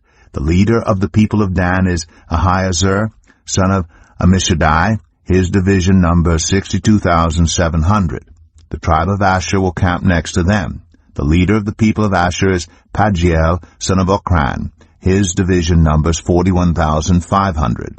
The tribe of Naphtali will be next. The leader of the people of Naphtali is Ahira, son of Enan. His division numbers 53,400. All the men assigned to the camp of Dan number 157,600. They will set out last under their standards. These are the Israelites, counted according to their families. All the men in the camps, by their divisions, number 603,550. The Levites, however, were not counted along with the other Israelites, as the Lord commanded Moses. So the Israelites did everything the Lord commanded Moses. That is the way they encamped under their standards, and that is the way they set out, each of them with their clan and family. Numbers 3. This is the account of the family of Aaron and Moses at the time the Lord spoke to Moses at Mount Sinai. The names of the sons of Aaron were Nadab the firstborn, and Abihu, Eleazar, and Ithamar. Those were the names of Aaron's sons, the anointed priests, who were ordained to serve as priests. Nadab and Abihu, however, died before the Lord when they made an offering with unauthorized fire before him in the desert of Sinai. They had no sons, so Eleazar and Ithamar served as priests during the lifetime of their father Aaron. The Lord said to Moses, "Bring the tribe of Levi and present them to Aaron the priest to assist him. They are to perform duties for him and for the whole community at the tent of meeting by doing the work of the tabernacle. They are to take care of all the furnishings of the tent of meeting, fulfilling the obligations of the Israelites by doing the work of the tabernacle. Give the Levites to Aaron and his sons. They are the Israelites who are to be given wholly to him. Appoint Aaron and his sons to serve as priests. Anyone else who approaches the sanctuary is to be put to death." The Lord also said to Moses, "I have taken the Levites from among the Israelites in place of the first male offspring of every Israelite woman. The Levites are mine, for all the firstborn are mine. When I struck down all the firstborn in Egypt, I set apart for myself every firstborn in Israel, whether human or animal. They are to be mine. I am the Lord." The Lord said to Moses in the desert of Sinai, "Count the Levites by their families and clans. Count every male a month old or more." So Moses counted them, as he was commanded by the word of the Lord. These were the names of the sons of Levi: Gershon, Kohath, and Merari. These were the names of the Gershonite clans: Libni and Shimei. The Kohathite clans: Amram, Izhar, Hebron, and Uzziel. The Merarite clans: Malai and Mushai. These were the Levite clans according to their families. To Gershon belonged the clans of the Libnites and Shimeites. These were the Gershonite clans. The number of all the males a month old or more who were counted was 7,500. The Gershonite clans were to camp on the west behind the tabernacle. The leader of the families of the Gershonites was Elisaph, son of Lael. At the tent of meeting, the Gershonites were responsible for the care of the tabernacle and tent, its coverings, the curtain at the entrance to the tent of meeting, the curtains of the courtyard, the curtain at the entrance to the courtyard surrounding the tabernacle and altar, and the ropes and everything related to their use. To Kohath belonged the clans of the Amramites, Izrahites, Hebronites, and Uzzielites. These were the Kohathite clans. The number of all the males a month old or more was 8,600. The Kohathites were responsible for the care of the sanctuary. The Kohathite clans were to camp on the south side of the tabernacle. The leader of the families of the Kohathite clans was Elizaphan, son of Uzziel. They were responsible for the care of the ark, the table, the lampstand, the altars, the articles of the sanctuary used in ministering, the curtain, and everything related to their use. The chief leader of the Levites was Eleazar, son of Aaron the priest. He was appointed over those who were responsible for the care of the sanctuary. To Merari belonged the clans of the Mahlites and the Mushites. These were the Merarite clans. The number of all the males a month old or more who were counted was 6,200. The leader of the families of the Merarite clans was Zuriel, son of Abihail. They were to camp on the north side of the tabernacle. The Merarites were appointed to take care of the frames of the tabernacle, its crossbars, posts, bases, all its equipment, and everything related to their use, as well as the posts of the surrounding courtyard with their bases, tent pegs, and ropes. Moses and Aaron and his sons were to camp to the east of the tabernacle toward the sunrise, in front of the tent of meeting. They were responsible for the care of the sanctuary on behalf of the Israelites. Anyone else who approached the sanctuary was to be put to death. The total number of Levites counted at the Lord's command by Moses and Aaron according to their clans, including every male a month old or more, was 22,000. The Lord said to Moses, "Count all the firstborn Israelite males who are a month old or more, and make a list of their names. Take the Levites for me in place of all the firstborn of the Israelites, and the livestock of the Levites in place of all the firstborn of the livestock of the Israelites. I am the Lord." So Moses counted all the firstborn of the Israelites as the Lord commanded him. The total number of firstborn males a month old or more listed by name was 22,273. The Lord also said to Moses, "Take the Levites in place of all the firstborn of Israel, and the livestock of the Levites in place of their livestock. The Levites are to be mine. I am the Lord. To redeem the 273 firstborn Israelites who exceed the number of the Levites, collect 5 shekels for each one, according to the sanctuary shekel, which weighs 20 gerahs. Give the money for the redemption of the additional Israelites to Aaron and his sons." So Moses collected the redemption money from those who exceeded the number redeemed by the Levites.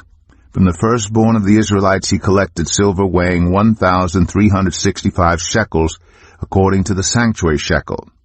Moses gave the redemption money to Aaron and his sons as he was commanded by the word of the Lord.